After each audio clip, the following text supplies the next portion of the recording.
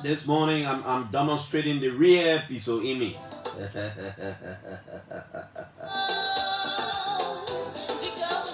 Oh yes, sometimes it's good to do so. Good morning, friends. Good morning, folks. Welcome to all of you. Thanks for joining us again as we begin a week of activities, brand new week with renewed vigor. The energy is high to work for this country. Welcome to the OK Morning Rush on 99.5 OK FM. We set the agenda in the morning and bringing at your doorsteps information that you can use. We talk to all sides involved. We do not have a side. We do these things for the benefit of our country. It's on a Monday, 19th of September. Press Union of Liberia is gearing up for the anniversary celebration in Sanniquellie, Nima County. This morning we'll see whether we can talk to the chairperson of the committee, Rudolph Fire, to bring us up to speed as to where we are as an institution.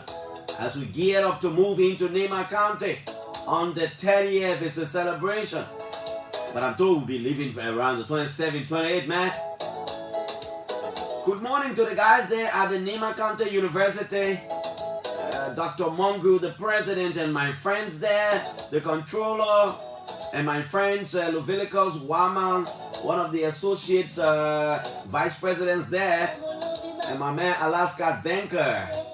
All of you trying to make the Nima University a better place to be. We will catch you when we come to Sanniquellie, my friends.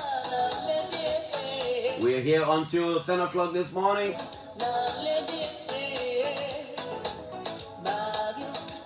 Our condolences to the people of Yahweh Mesna. Our condolences to the Gweglo family, Johnson Gweglo and the family there from Zikepa. From our condolences to the Salape family for the death of Omer Brown Pazing, my foster grandfather. All of us are bereaved. Imagine my foster mother not too well and then she's bereaved. Loss of father. Our condolences to all of you, man. Yahweh Mesna has lost a wise man in Omer Brown Pazing. The Bawis, the Pazings, the Gweglos, the Salape, all of you are bereaved, man. All of us, One thing that makes me happy is that the old man died in the Lord. We will converge on Zikepa, the home of my foster mother. We'll be right back, my friends. Those of you celebrating birthday today, happy birthday to you. If you are bereaved like we are, our condolences. We also want to express our condolences to Adame Taylor, one of our regular followers. You lost your stepmother. Please take heart, Adame. And to the children, the friends, and relatives of the late Gina Philip, we say you gotta take heart now. We'll be right back.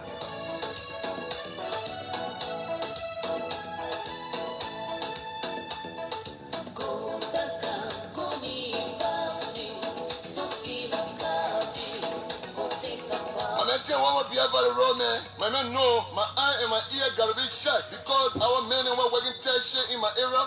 That small thing they can be doing. The last time they men beat me with collar, but I wanted to tell you before you laugh at me. I see thing the man used to do in our area. Order up my what man up our phone for $2. You can download it from the Google Play Store or the Apple Store. For true. But when like Gemma is speaking, you don't need to be rich before you get it. You see, they have 3 packages in the My White Man app. In package number 1, you can pay $2 monthly or $20 for the whole year. Only one person can use that one. Package number 2, that $5 for the month or $50 for the whole year. And that one there, 3 person can use it. Give it to whoever you want to give it to. Then you have some package number 3, that $10 for the month or $100 for the year. That one that 5 people can use it. The My White Man app is affordable, dependable, and reliable, and it responds to all critical emergencies. And guess what? You can pay through Lone Star Mobile Money, Ordinary Money, Tip Me, or you can use the Visa or MasterCard. Have your safety in the palm of your hands. Get My Watchman today and get access to critical emergency services. My Watchman, affordable, dependable, and reliable emergency response platform, giving you and your loved one that peace of mind. For more info, call 0770-766-484 or 0880-766-484. Follow us on Facebook, Twitter, and Instagram. My Watchman, we keep an eye out for you.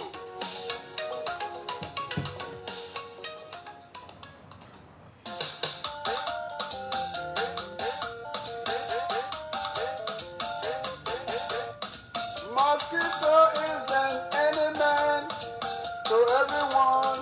We want all the best. Prevention is better than 2, 3, 4, 5, 6, 7. Wow, Madu! Yeah. You are fair, you're always strong, my man. Like I am looking at paper in your hand, so how you manage it, my man?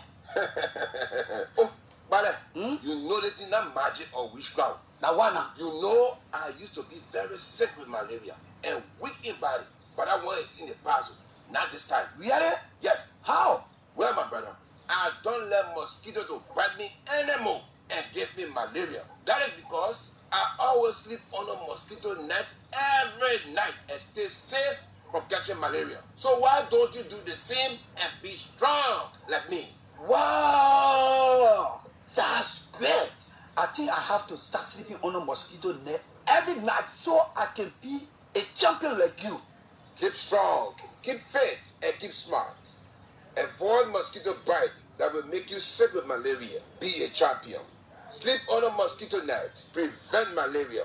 Everywhere, every night. Sleep on a mosquito net. A malaria-free person is a happy person. Malaria prevention starts with me. A message from the Ministry of Health with support from Global Fund.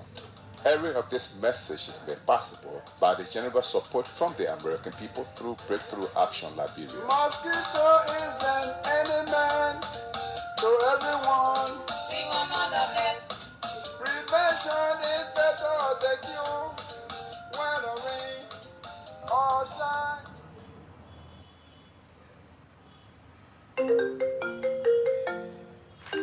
What's up, James? Aguro, bro, what's up with you? A super older. Bro, I need your help.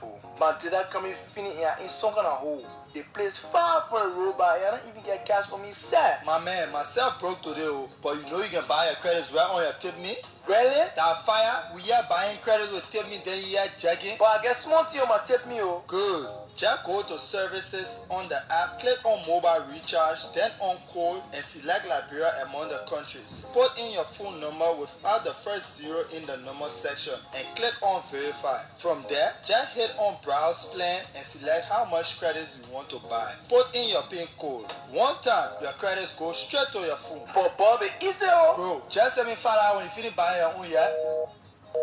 Yes, download the Tip Me app from Google Play Store or the App Store. Sign up and buy your airtime and pay for other services conveniently. With Tip Me, your wallet is safe.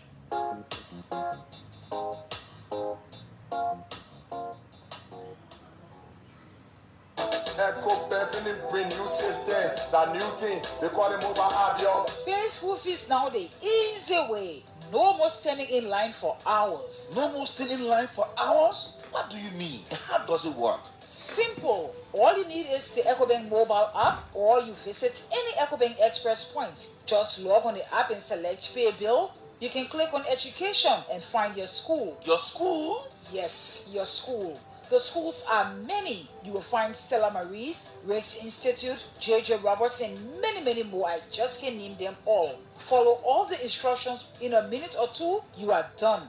But the interesting part now is, for every time you pay using the mobile app or at an express point, you will receive a book bag, copybooks, and pens. I'm paying my daughter's school fees right now. Rush now and pay school fees from just anywhere using EcoBank mobile app or at an express point and avoid the stress of standing in line. That is EcoBank way of saying, welcome back to school. EcoBank, the Pan-African Bank. Another new thing I got again. EcoBank, I'm feeling bringing you enjoyment again. This is a mission that we already accomplished.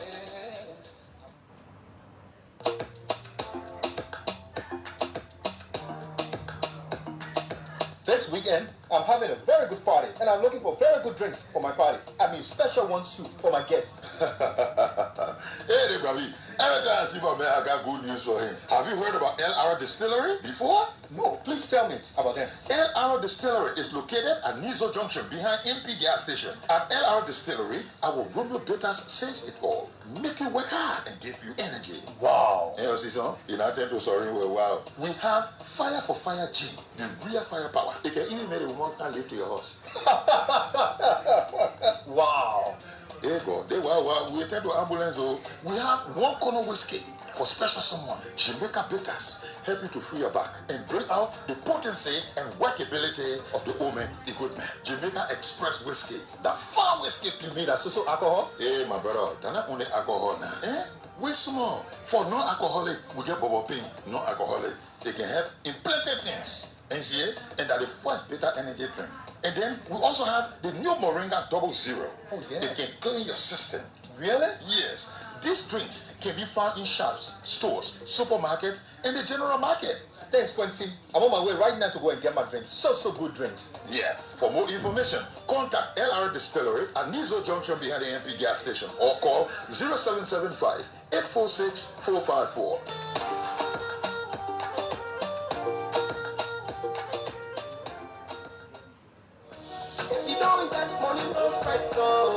Ladies and gentlemen, SRB now West again. Ma, no more story from your Susu man and Susu pa. SRB Susu is here for you. Can open your Susu account and decide to save 3 months Susu, 6 months Susu, or even 1 year Susu. The bank will even add small thing to the account at the end of your Susu, and they will not take anything from your Susu. But brothers, market women, save small today and grow bigger tomorrow. SRB, the best saving bank in Liberia. If you don't get money, no fret, no. That is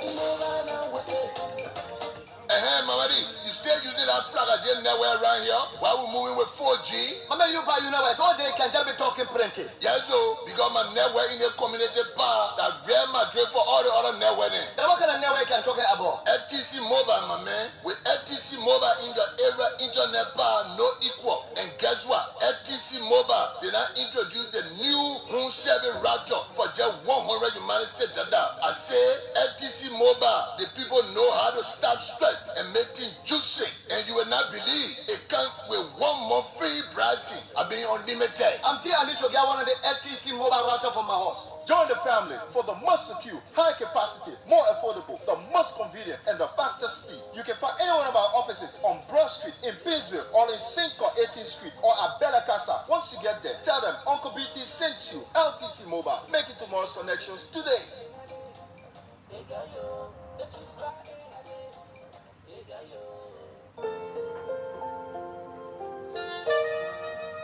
Kalando Hotel, one of the leading hotels in Monroeville, offers accommodation that you can enjoy. Kalando Hotel, situated in the Kehoe community, on the Oro provides affordable suites for extended stay and business housing, relocating and extended vacation, free high-speed internet, free parking, 2 convenient conference halls, etc. At Kalando Hotel, we offer cost-saving prices with comfort and luxury. Isn't that amazing? What are you waiting for? For booking, call 0777-511-409 or 086-511-409. Kalanda Hotel, the best place to be.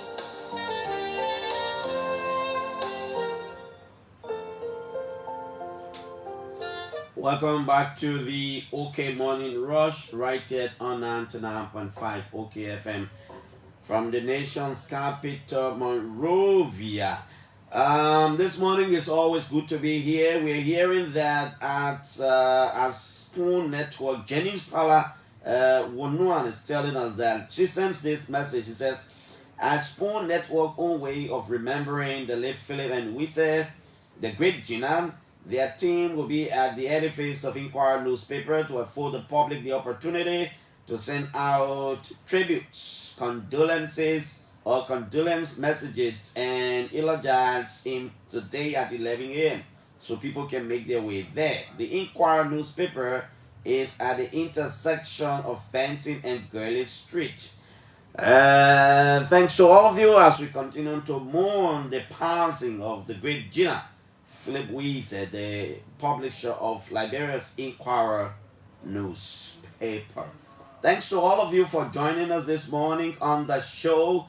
Those of you celebrating birthdays, we like to say happy birthday to you. Jerry Nima Nimpan, Roland C. Gue, Tommy Nimland, Felix Jackson, O.P. O'Neill Johnson, Jacob G. Edwin, Emmanuel Nyansin, Morrissey, that's Gedo, Tamon Fokba, Zach F. Zach, Clafler B. Thompson is watching from somewhere outside of the country. Lawrence Butlers, Michael Beadle joins us from Plebo or Harper in Maryland County, and we like to say good morning to all of you for joining us this morning, as you will usually do. James Naplak Boso Fala, we like to say good morning to all of you. Let's go to the BBC to see what's happening. Uganda's transplant revolution brings hope to thousands. What's going on there in Uganda? A lot of things are going on. The president of Senegal, Macky Sall, appointed a prime minister. You know, sometimes the position, that portfolio was not existing anymore. He's brought it back. And a lot of issues are ongoing. Today, from 8:30 to 10 o'clock, we have set up a panel discussion here. We're bringing on board Abdoulaye Kyatamba, political commentator and analyst. Abdoulaye Kyatamba will be here. Sam Jackson will be here. And the Secretary General of the Opposition Unity Party, Amos Towe, will be here. We are discussing the economy. We're discussing justice and the rule of law. The CDC-led government said it would have made available, or it would have removed or elevated 1 million Liberians from poverty. Will go into those things at 8:30. So it's from 8:30 straight to 10 o'clock, 1 hour, 30 minutes of discussion. We'll get the three men here. Sam Jackson, Abdoulaye Kyatamba, the stabilizer, you know, and then Amos Towe will also be here. That's the shape of what we're going to be doing here today. And there are a lot of things to talk about. So His Excellency the President George Weah is in the U.S. To form part of this year's United Nations General Assembly. That is a gathering of world leaders. I know in 2021 and 2020, probably they were not able to go to the States because of the coronavirus situation. There were a lot of visual meetings and these conferences were held. The president is there. We are told that while President George Weah is outside of the country, the Minister of Justice and Attorney General of the Republic of Liberia, Councillor Frank Musadin, is chairing the cabinet in consultation with Vice President Chief Suakoko, Dr. Joel Howard Taylor, and in the telephone conversation with His Excellency the President. Now, let's talk a little bit about this video that went viral on the social media.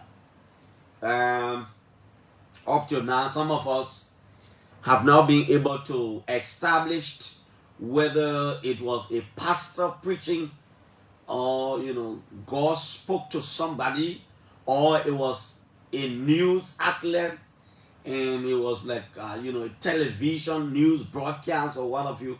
Some of us have not been able to establish those. But I was asking myself a few questions, because I know in the video the person who's speaking or who's explaining all those talked about Grand Jide County, and he talked about other places, and he says these things are going on without the knowledge of the citizens.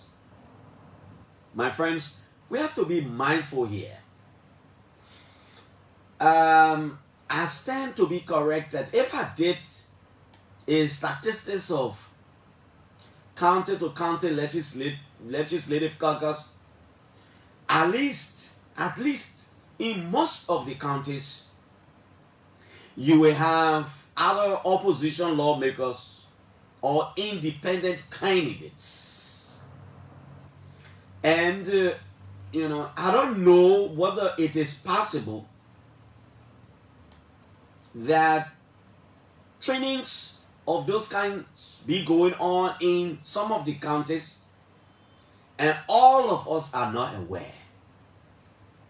I tried to find out whether, the person who was doing all the explanation was a journalist or a pastor. Was he preaching somewhere or was he explaining? You see, because we have to be careful.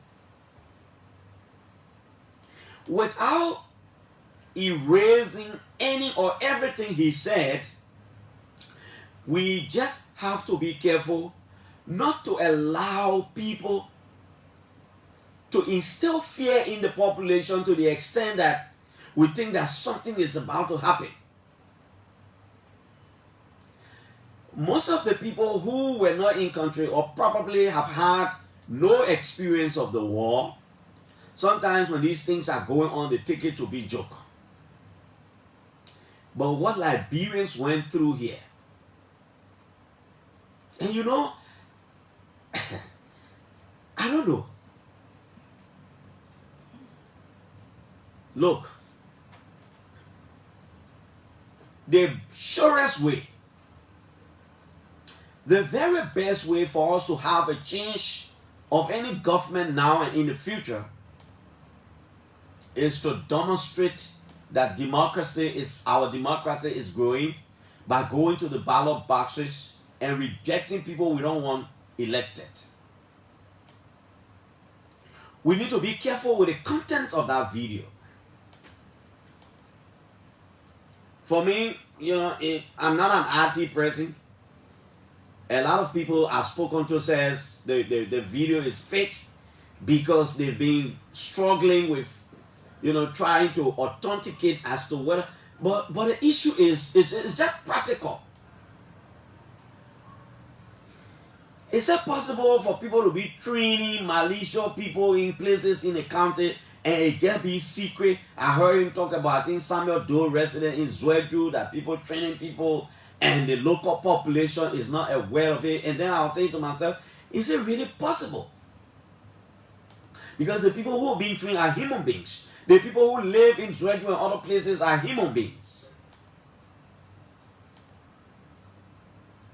We got to be careful. Let's be true to each other. And I dare you, if we do not have elections coming around, we will not have all these kinds of things coming around. We can understand, time for elections, a lot of things will happen. But we should not try to plunge our country into something that do not exist. And, I want to charge the security forces. I want to charge the legislative caucuses in the various counties. Because you see, if these things are existing, we will know. when Mr. Taylor was training people in Burkina Faso and Libya, even though those people were not being trained in Liberia, but people here got the information. So to train group of people and you say everybody in the country is not aware, everybody in the county is not aware, then I'm shocked. The people were being trained where in Burkina Faso and Libya. People in the country were aware. People blew the alarm. Doe was aware. Doe was informed. Liberians knew. Why? Because they have some of their family people. These people who were being trained in Burkina Faso and Libya, they did not come from the sky. They were Liberians. They came from homes. They have wives. They have children. They have family people. And so people knew. Let's be careful with the way we give information. And let's be careful with the way we do things. Sometimes we do most of these things in the name of politics. But we need to understand that Liberia is all we have. We don't have to attempt. I don't know where that thing really came from. I listened to it. And then several questions started running to my mind. Especially when he talked about people training people and people are not even aware of it. I'm like, what? Yes, it depends on who you talk to. Other people will argue that, oh yeah, this is true.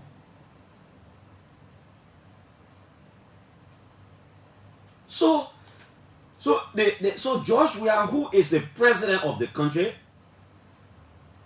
he's a sitting president of the country. We're going to election next year. So he's the one training all these people to make sure that nobody wins in the elections. So how now when people win and the elections commission announce somebody else as a winner, so what would these people do? The people who are training, what would they do? The person who announced, what they would do, they would get rid of the president. I mean, I'm just thinking, what George Weah bringing them to launch a revolution on the country while he is a sitting president or what? What are we saying? What are we really saying? So George Weah sits as president of the country, and at the same time he's training people in preparation to prevent any possible winner. Has it gotten to the stage where he's realized that, oh, from all indications, I will not win the elections, so I better start training people now to be on the standby, so that by the time I don't win the election, I give these people instruction to make sure that, I don't know, they will turn the election results around, or they will hijack the elections commission to ensure a different announcement is made. What are we talking about here? So you see, because of the gullibility of our people, people do a lot of things. Technology is improving now. Like I said, without dismissing or agreeing to that video, I'm still there asking myself a lot of questions. So why is George Weah, why does he want to train these people? Why is he training them to do what? To get rid of opposition politicians? How? How? How would they do it? Are we prepared for that as a nation? Is he even prepared for that? Where are these people? They've been trained in Liberia to do what? So they will wait until 2023 when elections, and then they are deployed.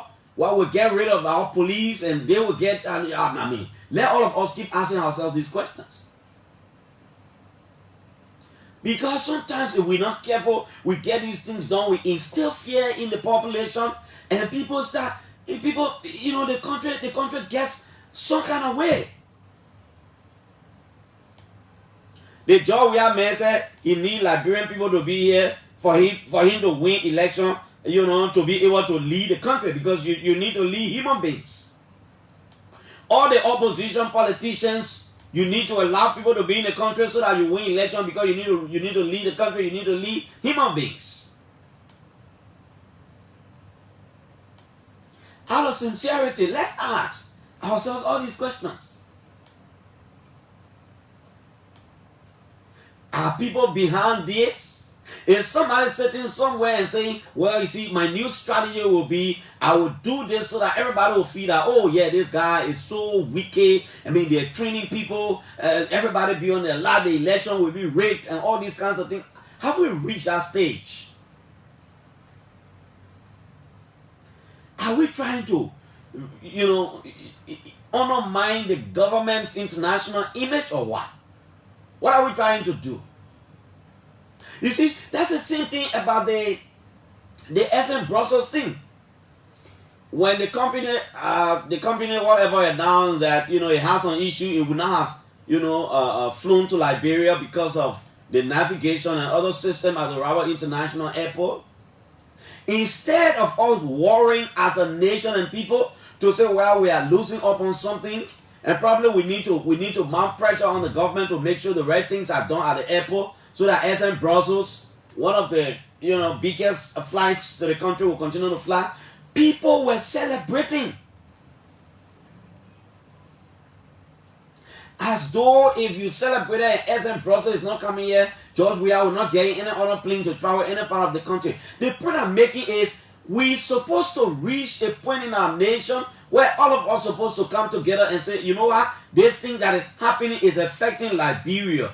Irrespective of my position in politics as an opposition or a governing party president, this one is about Liberia. We have to hold together to see how we can get rid of it. Let's hold together. People were celebrating our thing all on Facebook as if it's some kind of good thing for the country. All of us in this country, one way or the other, by extension, have people in America. So let's assume all of the flights or the airlines announce that they are not coming to Liberia. Yes, it will be probably lack of leadership on the part of the government. I like to say it that way because the government needs to do everything to ensure these airlines keep flying here, so that Liberians and other people who are non-Liberians can be afforded the opportunity to travel around the world, other places, using the Rabat International Airport. But this is not something that should make us happy. Why? Because it is about our country. To the extent that when the Lone Star of Liberia is playing, people don't speak good about the Lone Star. Why? Because they say George Weah's master status was in football, and so he's a footballing president, and so he's president of the country now. So, Lone Star, in some people's opinion, Lone Star is not supposed to get defeated. How is it Lone Star is getting defeated when George Weah, who played football, is president of the country? How is it possible that FIFA is banning our stadium when George Weah is still... Well, sometimes, if George Weah were to take the entire country's money and put it to the renovation of the SKD Sports Complex, some Liberians will say, but what do you expect? The man, that football man. So the man will always take our money to face the field because that football brought in the power. Only football he likes. But the point I'm making is, how come when something happening to the country, we can be celebrate when bad things, especially when we hear bad news about our own country, we celebrate like this. So we're in a cycle. Because this is how things have always been. Yesterday, other people did sin. Today, other people doing sin. Tomorrow, other people. So when do we change our mentality and put up our garment of love for country? To say, wait a minute, let's put this politics aside. What we are talking here is about Brussels Airlines not coming back to Liberia. It will affect all of us. It will not affect ruling party alone or opposition people alone. It will affect us because we are the ones who have our brothers and sisters that are supposed to travel. And besides that, we are talking about the Rabat International Airport, the biggest airport in our country. So when the airport got some issue, it means the country has some issue. We need to engage the government to be able to do what it's supposed to do at the airport to ensure planes can fly in here. But we celebrate. We celebrate in the context of saying, oh yeah, but what I expect? The man have failed the country already. President George, the man already failed. The man has failed the country already. Yeah. The man had already failed the country. Under his regime, this one not doing like this one not doing that. Sometimes we pretend as though if we were in those positions, everything will happen spontaneously. We got to stop. We should not allow our quest for political power to lead us to roles that we do not want to go. Destructive engagements. Dr. Brupler spoke about this thing when he served as orator on August 24th day. Let's talk about unity in diversity. No matter where you come from, no matter who you are, no matter which political party you belong to, there is always supposed to be a time in the history of our country where we're supposed to put aside politics and everything and say, you know what, this thing is about Liberia. Go to other countries and hear the way people speak about their country. Every time we say, oh, in Ghana we are the very best, we say, that's what the Ghanaians will say. In Ghana we are the best. We are the best in the whole wide world. You think there are no issues in Ghana? The other day I was listening, former President John Dramani Mahama of Ghana accusing the government of Nana Akufo-Addo of corruption and doing the right thing. They got their own issues in Ghana. But a typical Ghanaian man will make you to want to go to Ghana because of the way he will talk about Ghana. What am I saying? I'm not saying everything is rosy in this country. No, everything is not rosy. The government has still got some issues to resolve. The government has still got some issues. Everything is not rosy. No, that's not my point. My point is, when do we differentiate between what we're supposed to be celebrating as a nation and what's supposed to make us sad? When do we differentiate between us as the politician and us as the Liberian? That's the point I'm making. That's the point I'm making. When do we face the realities to say, look, reasonably we can understand that this thing is not going to happen overnight. We know it will take some time, but we have to engage the government. We don't need to get these people relaxed. We need to get their feet to the fire. When do we do all these things? When do we do all these things? But again, like I said, that's the normality of our politics. That's how people treat it over and over. Administration come and yesterday some of the very people who are in power too, they oppose almost everything the other regime was doing.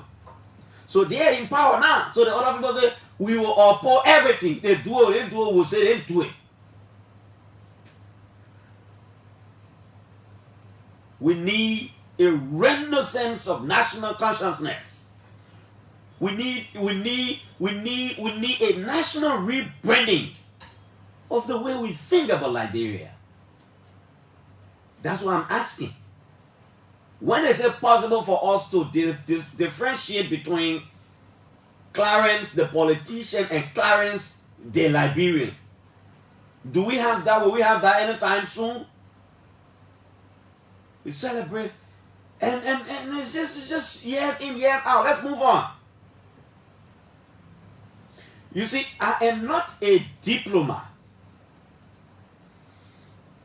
but last week the president took two critical decisions that I want us to talk about this morning. Probably I will call students of diplomacy and people who serve in some of the distinguished positions before, to correct some of the things we will say if they need to be corrected. Last week, the president, the executive mansion said the president, they recalled Liberia's ambassador to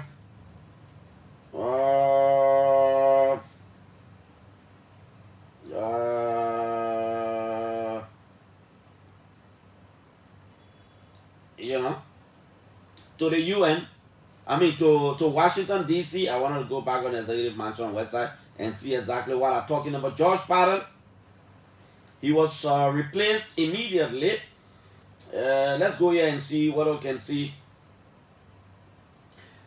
Let's go here, what we can see. President Weah departs. President Weah departs. President Weah nominated. Okay. The president of Liberia, Dr. George Weah, has nominated Jeff Duana as Liberia's ambassador extraordinary and plenipotentiary to the United States of America with concurrent non-resident accreditation to Canada and Mexico. President Weah made the nomination on Thursday, September 15. The nomination is subject to confirmation where applicable by Liberian Senate. And then the president goes here to the president also appointed somebody as at the United Nations. Now you see, diplomacy is not the other areas, and that is the reason why most of the time presidents will always have seasoned diplomats around them to advise them on foreign service or diplomatic issues. And that's why I say I will call some of the people, from both sides to talk about it. I was just wondering to myself as to whether the decision by the president to recall Liberia's ambassador to the United States of America was expedient, especially at the time when the president was going to the UN to participate in the General Assembly. It is the responsibility of any sovereign nation to recall. In diplomacy, the word recall, it has several antecedents. You can recall to reassign. You can recall for consultation. And you can recall for many, many reasons.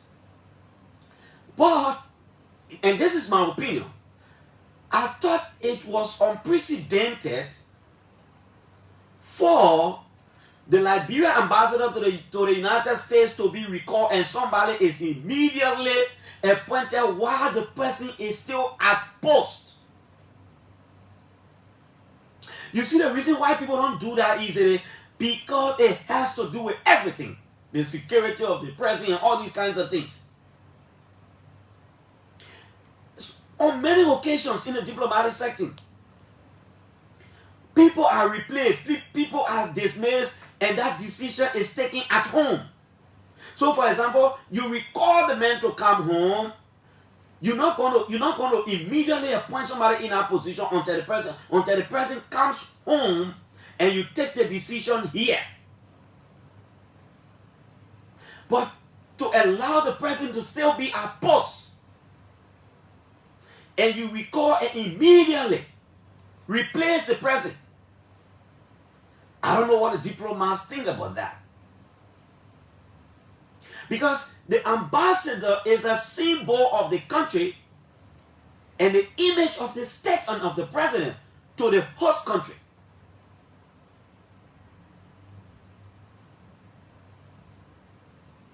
I don't know whether this is common in Liberia's diplomatic practice.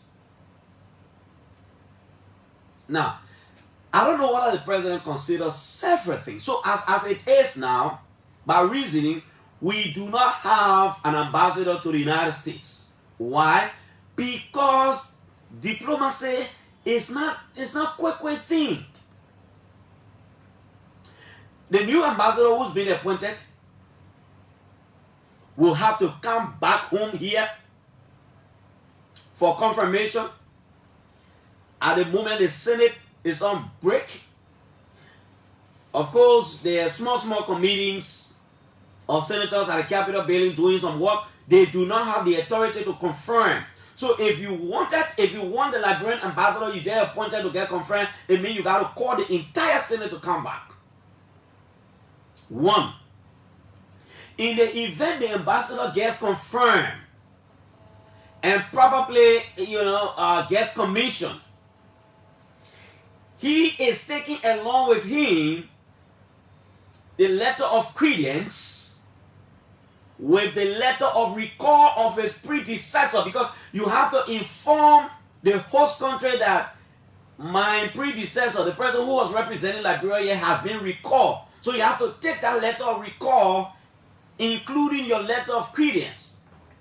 That the reason why I'm bringing all these things, I don't know whether the president and the people who are advising the president on this foreign affairs thing, whether they were strategic, because at the moment, President Joe Biden's entire attention is on the midterm elections in America. It's going to be, I think, November.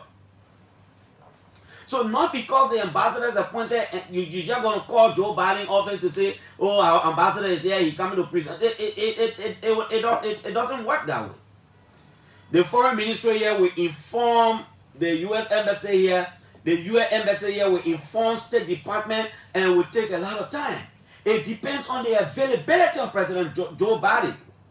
So at the moment, Jeff Duana, whoever was appointed as ambassador, he cannot function in that capacity because as far as diplomacy is concerned, he is not Liberia ambassador to the United States because he has not officially presented his letter of credence to President Biden.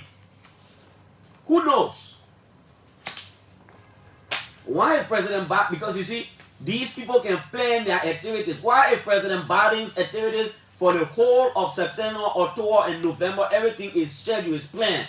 How do you present the letter of credence? So you have to wait until Joe Biden is available, until the government of Liberia, through State Department and the U.S. Embassy here, can get that kind of signal. Let's agree that probably the issue that has to do with the Agumor, everything was taken care of before this nomination was made. I don't want to argue that. The Agumon is a communication from the host country interposing no objection to a particular individual who's being appointed in the foreign service or as ambassador to a particular country. Let's assume that all those things were done, because I'm sure if those things were not done, the nomination would not have been made. Let's assume that all those things were done. But for the president to present the letter of credence, it's a whole process. So if the president is going to the States, we don't have an ambassador there. And you see, for the past nearly 2 years, we have not had an ambassador. I think since October in 2020, when Maxwell Kimia was appointed foreign minister, we have not had an ambassador to the United Nations. So what has happened? We have been missing out on a lot of issues. In diplomacy, meetings are held at levels. Meetings are held at level. So that's why you can see when they say this meeting is for heads of state, and a particular president sends in a foreign minister, the foreign minister will not sit in that meeting with the heads of state because he is not a head of state. That's how the people do in diplomacy.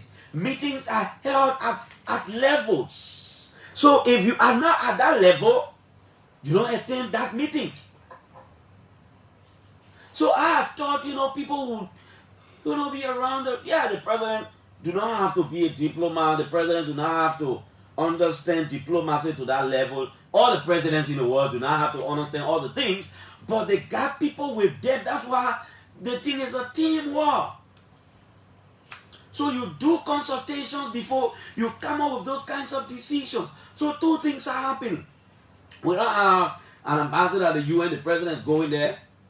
And also we currently do not have an ambassador and it takes time, because Ambassador George Patton, the former ambassador, will need to take a leave of all these people. He need to take a leave of State Department. He need to take a leave of this. He need to take a leave of that. Take a leave of that. He is going to be leaving American soil probably if the present ambassador is supposed to give a letter of credence like tomorrow. George Patton will be boarding a plane today to come back to Liberia.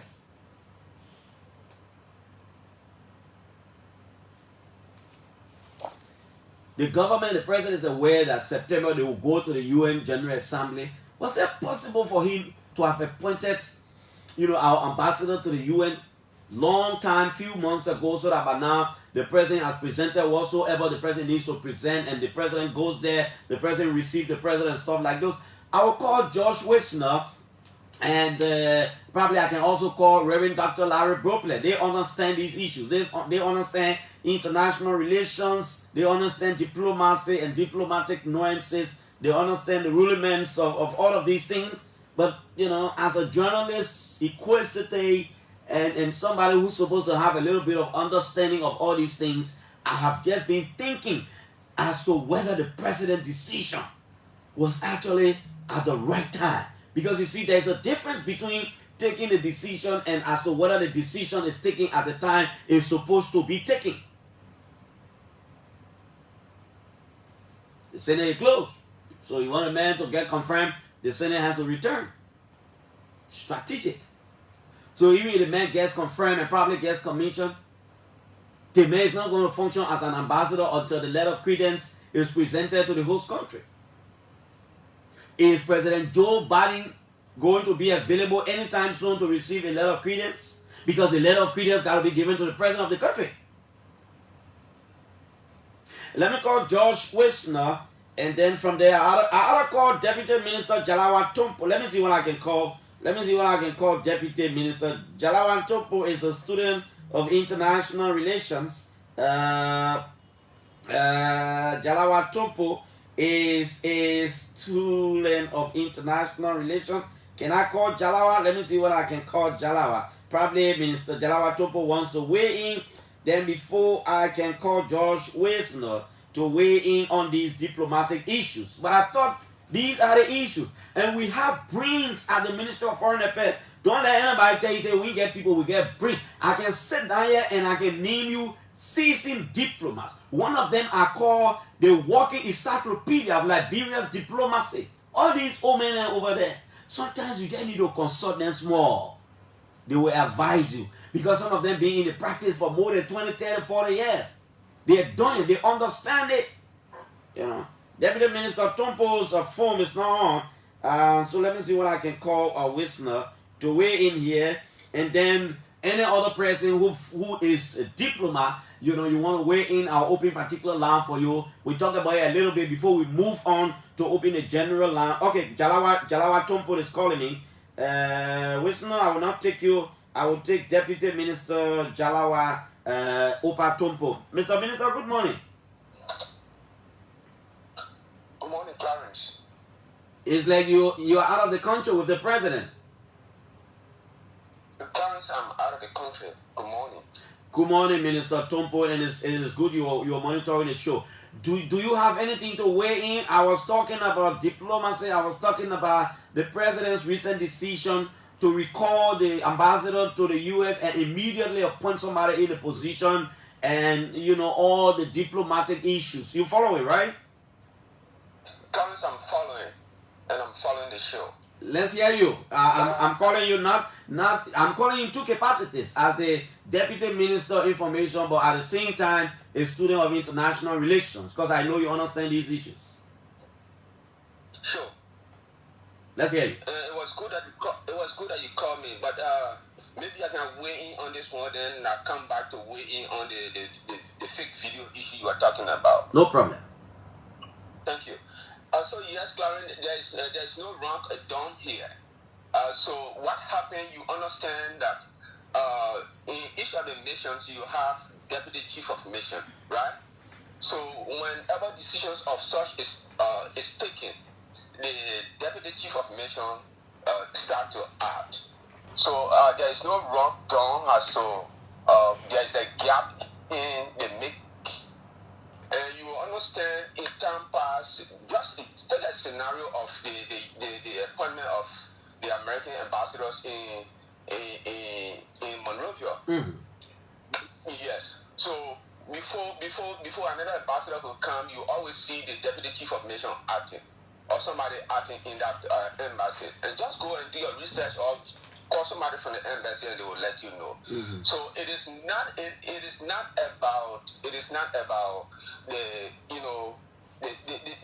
embassy is wrong. All embassies around the world are run by the ambassadors, the deputy chief of mission, and another deputy chief of mission for investment. It depends the nomenclature of your equipment and what have you. Yeah. And then you have staff that run the embassy. So the embassy, I agree that the embassy, the ambassador is in head, but the ambassador is, he or she is surrounded by, staff that run the day-to-day activities of the embassy. So when such decisions of this kind is taken, the deputy chief of mission handles the affairs of the embassy until another ambassador can be appointed or confirmed. Now, I quite remember when Ambassador George Patton was appointed ambassador. He wasn't confirmed. He went to the States. He had to come by here for confirmation. Now, but the point I'm making is, you are coming out Jalawa way now. You are coming, chief. There with chief. Okay, go ahead. Yeah, please go ahead. No, go ahead. Okay, so I'll come to that point, and you just So when Ambassador George Patton was appointed, he has to come to he has to go to the States and come back. But in between there, what was happening was you had somebody that was also acting. So it's just the same thing that is happening around the world. And you reading international diplomacy, you should understand that the international diplomacy in between there, one person does not one way or the other run that whole embassy and what have you. No, that's not my point. Now let's come to. I will not be too naive to think that way, because I know the chancellery or the ambassador in any country is a composition of different people. But is it a usual diplomatic practice to recall an ambassador and appoint immediately while the ambassador is still at post? People are arguing that when you say recall, sometimes the president needs to come home and then you take the action at home, because the security, the safety, everything of the president matters. In this case, you leave George Patton in the U.S. and then you appoint an ambassador immediately there. Instead of recalling, he comes home and then probably you take whatever, because like I said, people can get recalled for different reasons. Good. So there's no security threat, and you use the correct word that was also used by the government. Recall, meaning that person is still under the watch of the government. So there will be and there shall be no threat opposed to that person's security and what have you. So the person is recalled either to be reassigned or for consultation. But in this case, he has been recalled, and so the recall, and he was replaced. So recall does not in any way mean that he was dismissed. The letter did not say dismissed. Diplomatic word say recall. So he has been recalled, and he's still under the watch of the Liberian government. No, he's been dismissed. I mean, somebody has been appointed in a place. That's why I use the word recall. When you recall, when the president, but not recall, when you are recalled, you can be reassigned. Not in this case. Diplomacy is not in this case where the president has been officially replaced immediately. It means there is something fundamentally wrong. When you recall and replace immediately like that, the way it was done, it means that ambassador, there is something fundamentally wrong. I'm not sure he will get reassignment anytime soon. I'm not sure that's diplomacy. That's how it works. No, but then Clarence, you're talking two different things. You're talking about reassignment and dismiss. So until he arrives in Monrovia, let's wait and see what the president has for him. He has been recalled. That's the language I was used. He was recalled. Now, so until he can be reassigned. Okay. Yes. The next thing is, you were talking about the charge d'affaires. Yeah, the charge d'affaires in diplomacy, when you say charge d'affaires, almost like officer in charge. All of us know those things. But do you know that meetings and representations in diplomacy at most times are held at levels? They are held at level, and people are represented, and the people represent their country. So like I told you from the onset, Clarence, and the Liberian people, you have the deputy, the deputy chief of mission. Deputy chief of mission. Now, in Monrovia, you have Joa, who is always, interacting with, the high-level government officials for and on behalf of the American government. So it always happening in these kind of cases that we're talking about. It does not have to be the ambassador himself representing. That's why I said deputy chief of mission is always there. Okay, before you comment on the fake video, are you also saying that it is possible, for example, when there is a meeting for heads of states, and President Weah, for example, sends the Minister of Foreign Affairs, will the Minister of Foreign Affairs sit in a meeting of heads of state? Usually when the president, if you understand these missions, you understand that the president will always, if the president is not available, the president will always designate his or foreign minister to go and represent him for that particular sitting. It always happens, yes, it always happens. No, Mr. Minister, no, that one is slipping on it. I'm not sure. When that's why I say in diplomacy, meetings are held at level. When there is a meeting of heads of state, Are you saying a foreign minister representing the government of another country will sit in that meeting of heads of state? Clarence, let me just give you a scenario. Go ahead. Sometime ago, at the middle part of this year, I think it was the beginning when we have the head of states coming from, West Africa, but the Security Council coming to the meeting we held of Farmington. The head of state from Ivory Coast did not come, but had to send a foreign minister. So that's what I said. Yes, the foreign ministers all represent the country depending on the situation of that country. When the president is not available, the president sent the foreign minister and ask anybody from the foreign ministry. It's not something that we can argue about. No, we can argue. We can argue. I don't know whether that meeting was intended for heads of state, but go to the fake video. Let's talk about the fake video. Then we'll take George Wisner. I mean, let's go to what you say is a fake video. Then we take George Wisner. Let me say it that way. Karen, it's a fake video, and there's no way you can classify it. And that's what I said. We are coming close to elections, and you see all these things happening. The first thing that started happening was that there was a fake news moving here and there that people were missing, people were calling, people said they were being found along the Kakata Highway, the Banga Highway. That one did not succeed. The next thing people started doing was that they started passing through some other young guys, some of our young folks to protest. They did not succeed. They're now coming up with fake news. If you look at that fake news, the first thing is that the guy who read the news did not call his name. The agency is not known.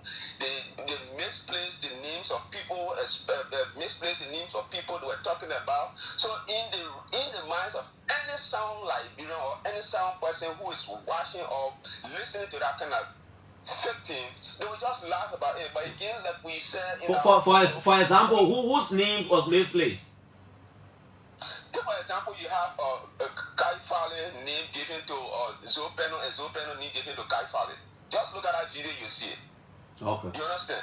So, I mean, people just sit and, the technologies world the world we live in, people will just sit behind somebody and use the face of somebody and start to read something, just like you do on TikTok.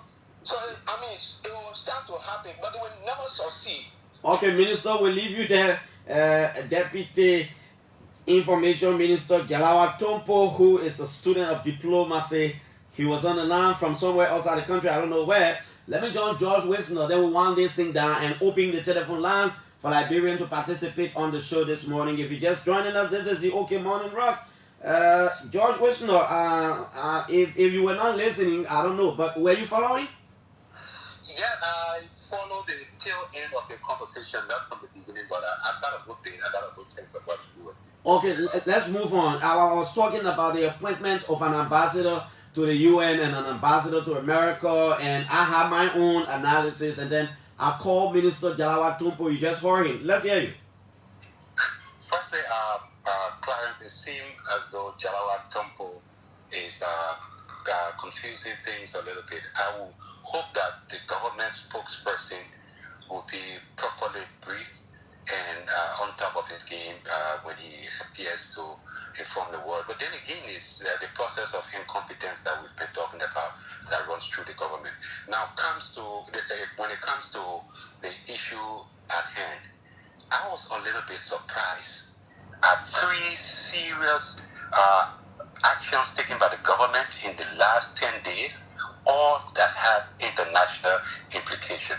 The first is what you're just talking about, and let me correct the minister from the onset.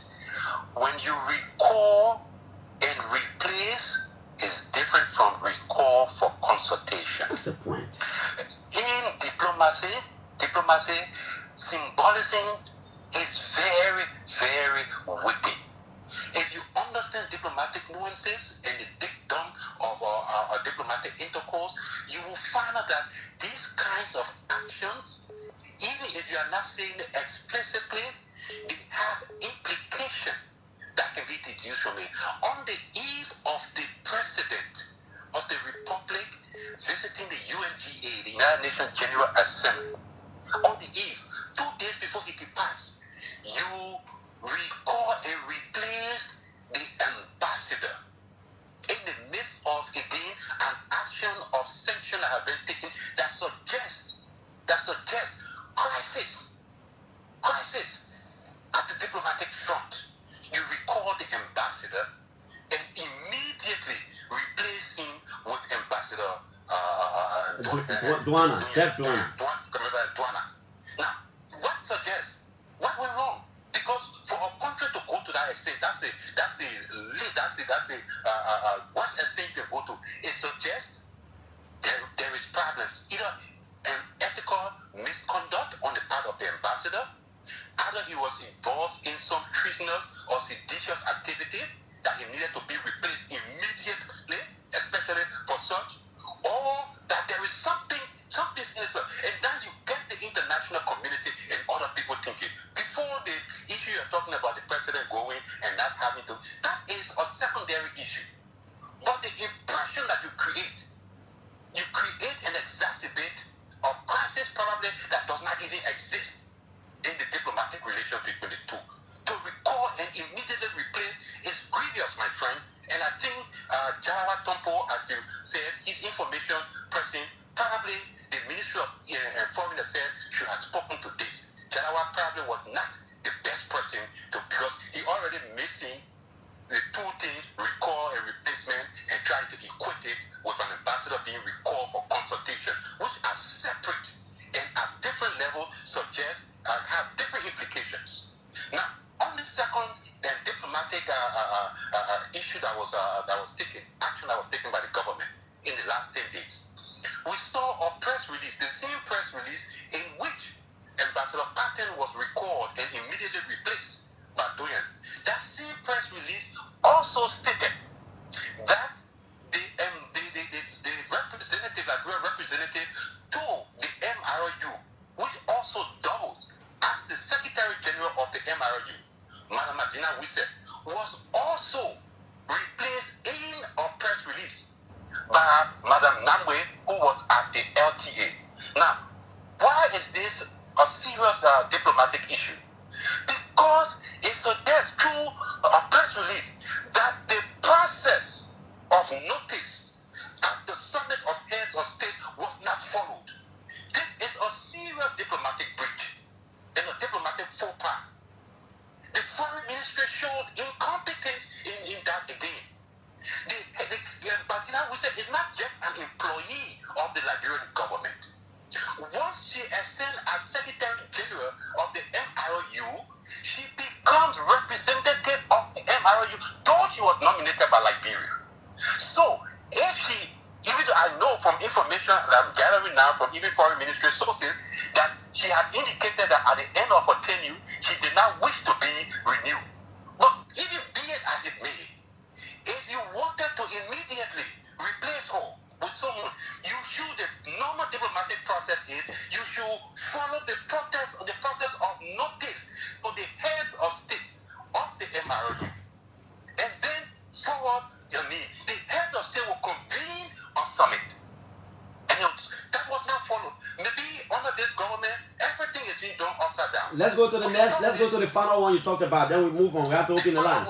We've been beating on the government through about filling the vacancy at the United Nations Permanent Mission, which is fine. But at this moment, the Liberia diplomatic relation is under serious threat. They're not threat, but serious stress. STRESS. Stress.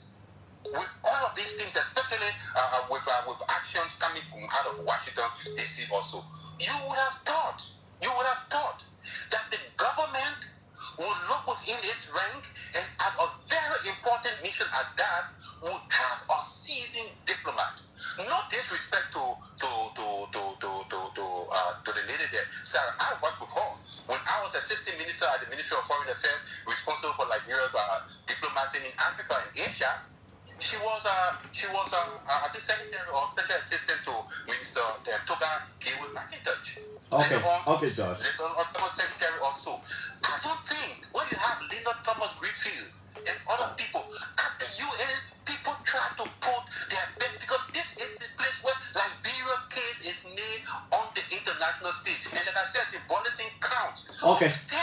diplomat, they start to look at your resume.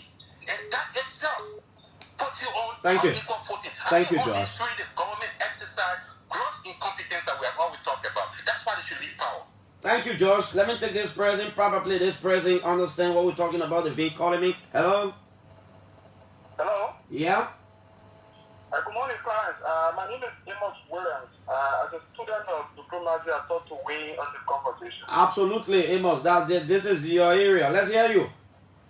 Yeah, I tend to agree to some extent with former President Whistler. But let me first register. As a diplomat, you can be recalled at any given point in time. I say that. That's the responsibility of any sovereign state. Yeah. However, the timing and the expediency is what we tend to look at into this matter. I think in my mind, it was not very timely, and then the form and manner of which it happened. In my mind, I think what the government should have done was to allow the president to go for the DA, return, and thereafter take the action. Because what this has sent out is that, because to just immediately replace the ambassador after recalling him, the witness said, it's very unusual diplomatically. And with the image problem we have as a country, and how we intend to rebrand our image, I think the government blundered on this one. In my mind, I think there's still room for us to reconsolidate, but I think the minister did not do us justice in the way he came with the information. So I just thought to register that. Thank you. Thank you. So let's open the line now for Liberians. Please, don't call my numbers. Call the numbers. Don't call my personal number. Trust me, I will not answer your phone if you were to do so. You call my number, I will not answer you. Call 0777 700-995, 0770-942-817 and 0555-995-995. Our WhatsApp number is also on. You can call, we'll take you. Let's go here and take this first caller. Hello? Good morning, Clarence, and good morning to the good people of Liberia. Good morning. My name is Cooper Patrick, and I'm from this morning from District of Nephew. Let's hear you. Let's appreciate John Wilson this morning for providing education for the deputy minister, General Topo. Because, Honorable General Topo said, I need your...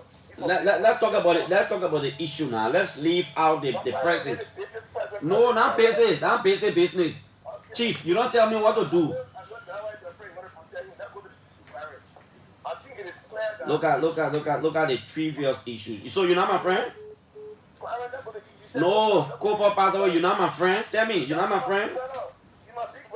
So why you say Jalal? But let's go. Let's stop the issue. Let's go ahead. I think the speculation we gave the public that because the communication from the government of Liberia to the Masters in America leaked to the public, and the public got information, it's not just that the death in Babylon in America give that information to the opposition. So the people in government, they're not smart. People in the church, not everybody is taking America, love, yeah, and corrupt government. So we take communication to the Masters in America, and people in the system decide to share information that the government of Liberia is trying to admit to the Masters of America. And the information go to the public. Why were you holding back the public? Is that why they took the action they took? Okay. Thank you. Let's go here. Hello? Good morning. Good morning. Yeah.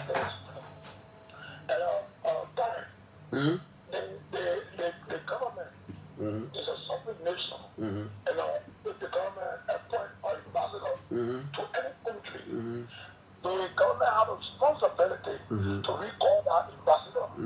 There's no timing or best practice. The only best practice is the government is exercising. No, Chief, that diplomacy ain't let out. There are best practices. Diplomacy ain't operate that out. But listen to me, there's no way recall. Yes, recall can be for disagreement with some performance at the foreign level. Imagine we're talking two things, and we're talking about recall and immediately replacing. And the implication, the diplomatic implications. I will understand me politically. No, no, I will understand you. But my man, the people doing diplomacy, are the people talking. Then you say, understand you again?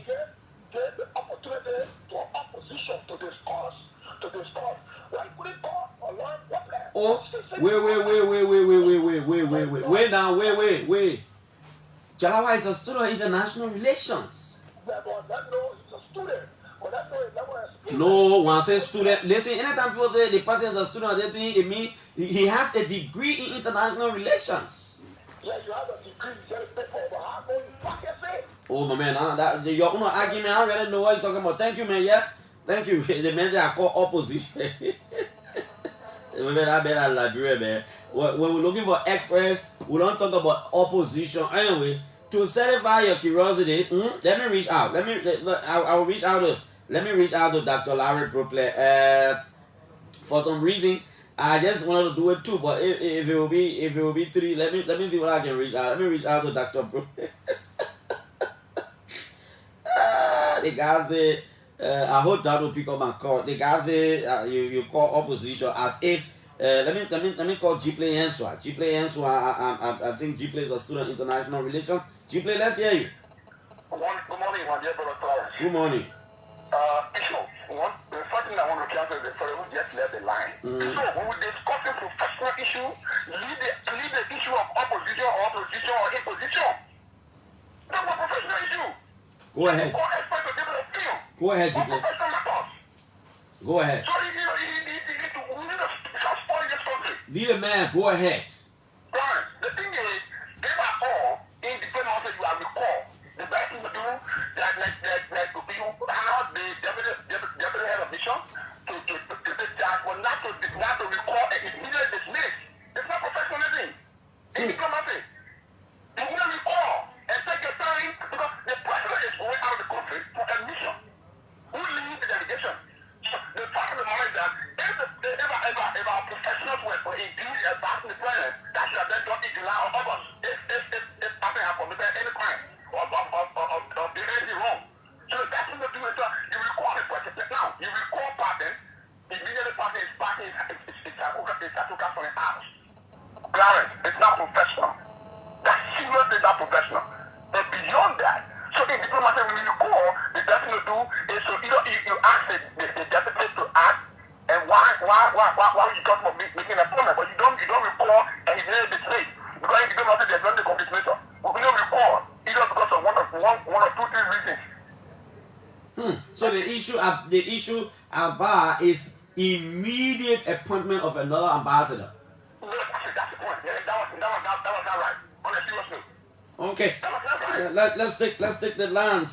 Students of diplomacy, if you have a counter view and you are a student of diplomacy, you can call 0777-464050. Or you are a diplomat, a career diplomat, and probably want to provide public education. The number is yours, 0777-464050. That number is exclusively for diplomats. Dr. Brooklet is not answering his phone. Hello?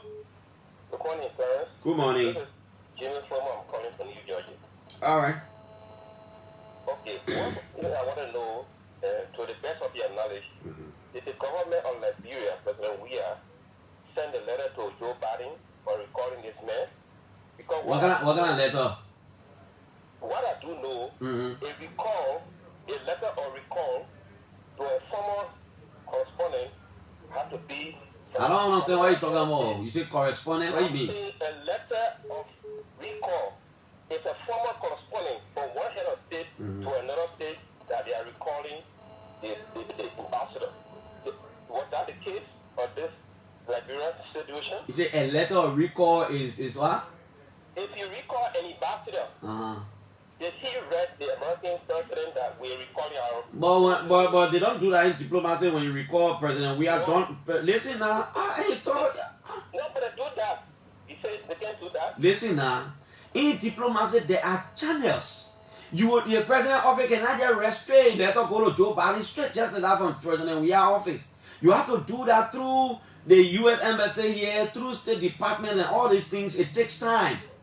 Before the president who is being appointed will take his letter of credence to President Joe Biden and possibly the letter of recall for that other person to tell the president that that person is being recalled and I am the new ambassador. Yeah, but this one I know. Okay, secondly, the first man who spoke, the first person, the deputy governor, that spoke about the video thing. You see, usually I'm not saying that I totally agree with the video, but the action of the government that put into former general into the street of Monrovia, later on, there was a public outcry and they removed them from there.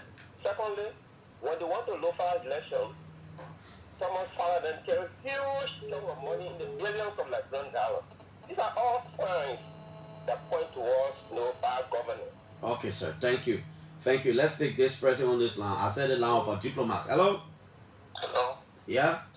Yeah. My name is Yasugo Fawolu. I'm a political science student and a diplomat. A trade diplomat as well. Let's go ahead. Let's hear you. Okay. Thank you. First of all, thank you for giving me the opportunity. I want to also take this time to disagree with my once mentor, George Wilson, who expressed his view this morning. Okay. First thing, I don't know whether the contention is surrounding the recall or is surrounding the GE. We must first understand that I think the contention is surrounding the recall and immediate appointment of another ambassador. Okay, so like Amos Williams said, first it's a constitutional right of the president to appoint and dismiss at any time, especially for presidential appointees. And the ambassador himself being a presidential appointee can be with recall at any time. Now, what is missing is we don't know the reason why the ambassador was recalled. If it's administrative blunder or for any given personal reason or professional reason, we don't know. So I believe until that is established before we can condemn or even praise what has happened. But basically, the fundamental of diplomacy is that the embassy is not run by only the ambassador. The ambassador has the power as the I'm not sure that's the issue. I think what we're looking at is practice. What is best practice? I think Amos said that, but Amos also agreed with George that the issue is to recall and immediately replace. There are a lot of implications. On our diplomacy, we create our embassies or our mission in classes. That's a class A mission. The United States, it's a class A mission. Absolutely. So to have it vacant for a very long time is so sensitive. So immediately you recall, especially recall of such matter, you should appoint.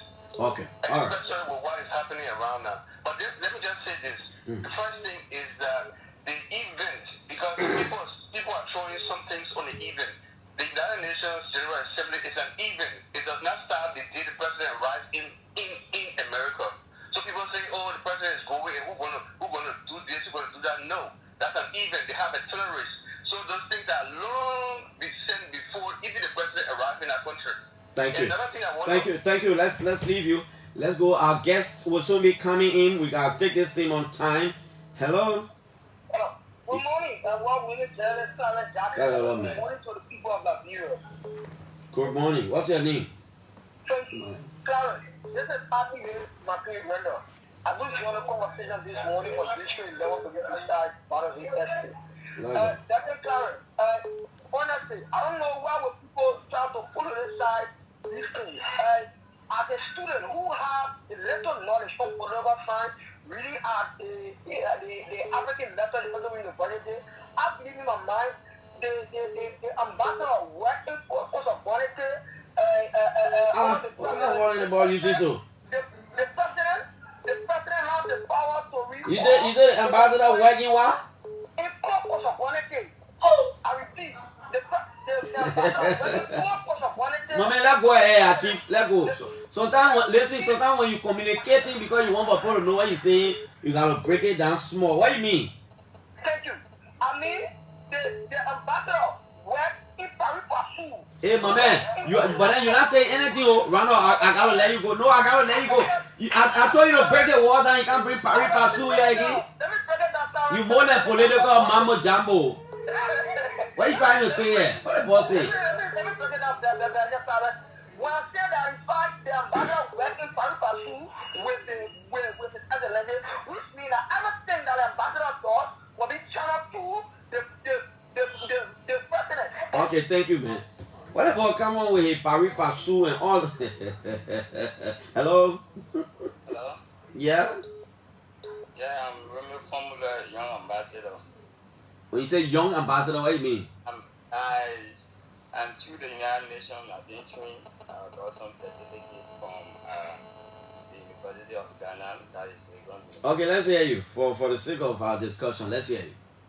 Yeah, for the sake of the discussion, it coerced me to call on the radio because I'm now a regular caller. Mm-hmm. But when it comes to the issues, these are issues that we face with our young ambassador going out there, trying to give our. Let's just go to the issue, Chief Lee. What happened? Yeah. So with the happenings, I think it's totally wrong with the proceeding because the proceeding is very clear.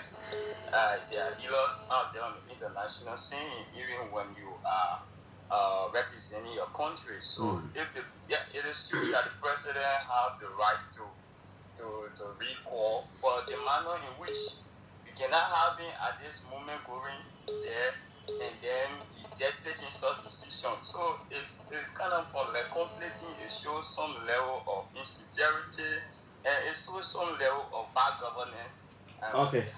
Okay, let's go you there. Let me go to the line. I don't know, Frank Gibson, the man. You studying diplomacy too, eh? Good morning, Clarence. Good morning to the Liberian people. Mm-hmm. While it is true that in diplomacy it is not the best practice that an ambassador immediately recall and another one immediately appointed, but in circumstances things do happen based on the situation. Now the ambassador of the United States, when you recall another one immediately appointed, that does not mean that the ambassador appointed now is already in office. There are processes leading to those things. But we say all that. Example. We say all of those, friend. I will give you an example. In 2006, the ambassador of Liberia to South Africa, I was in South Africa at the time, between January to March 2006. The ambassador was recalled, but the recall letter was given to the appointed ambassador to South Africa to go and deliver it to the ambassador that was recalled by President Charles Taylor. That was very strange. Imagine the president is recalling an ambassador and gave that recall letter to the appointed ambassador to that particular go and deliver it. So we were all in the house. So she honored those guests, and very unfortunately, she was not expecting that, and when they handed to her a recall letter. So those things are happen at times. Of course, those are not best practices in diplomacy, but it do happen. Okay, and when all right, Frank. those things happen, we should also look at the intent. Why it happened. Okay, Frank. Thank you. Thank you, friend. Let me take this caller. Sam Jackson is already here. We are waiting. Amos Stewart and Abdullah Tamba. Hello? When you say ambassador, oh God, I wanted to ask. Every time Liberian man say ambassador, this I like to find out. What it means. Sam Jackson went to school in London. So I said, but then let me bring Amos Stewart. Amos Stewart went to school in London. These London boys. Hello? Good morning, guys. Good morning.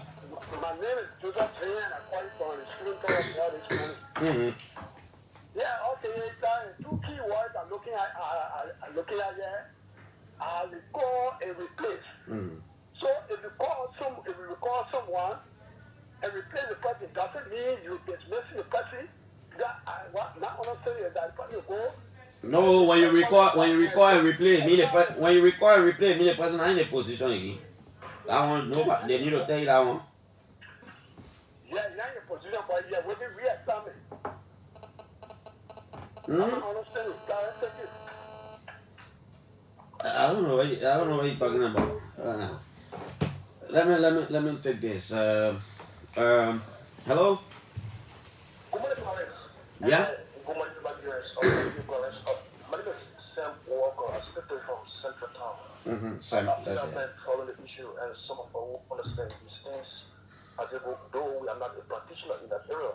But something I was said this morning is that you may attempt, even though you may attempt to call, Dr. Brooklyn. He's not picking up. He did not respond. But I think whenever the president is leaving the country, you have people from the foreign ministry who dominate that delegate. If my mind can set me right, you call, you made attempt to call the former minister, but I think it couldn't on the part to call people from that ministry, from the foreign ministry, but that was not done. You call George Westner, who worked with the previous government. This quote-unquote education to the public, I think it was biased because we listen. So wait now, listen now. Listen, Chief, listen. So George Westner own a thing of bias. So if I call somebody from foreign affairs, the president speaks, then it's not bias, right? Even though I call the deputy minister who is also a student of diplomacy, right?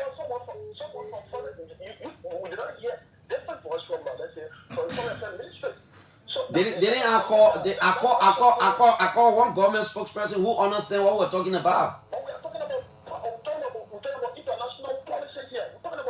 Also, so you say George, so Jalawa Tobo, you understand that one?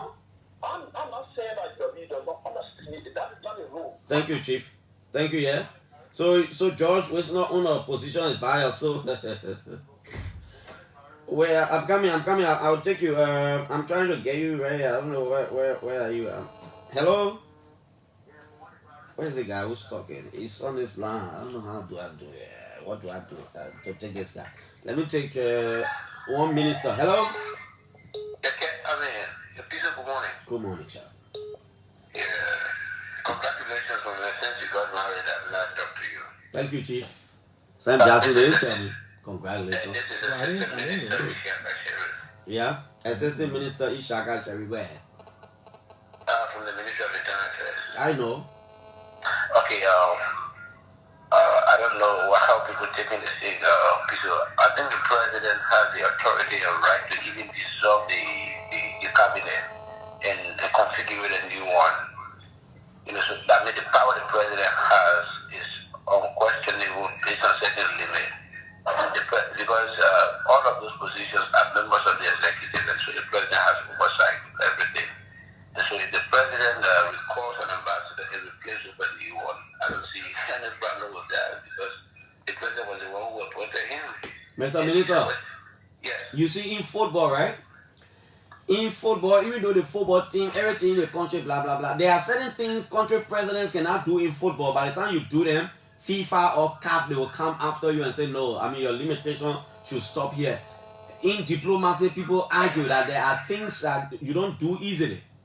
It's not like a regular thing. Yeah, I agree with you, the president can dissolve the cabinet at his will and pleasure and reappoint. But when you're talking about diplomacy, it's a different ball game.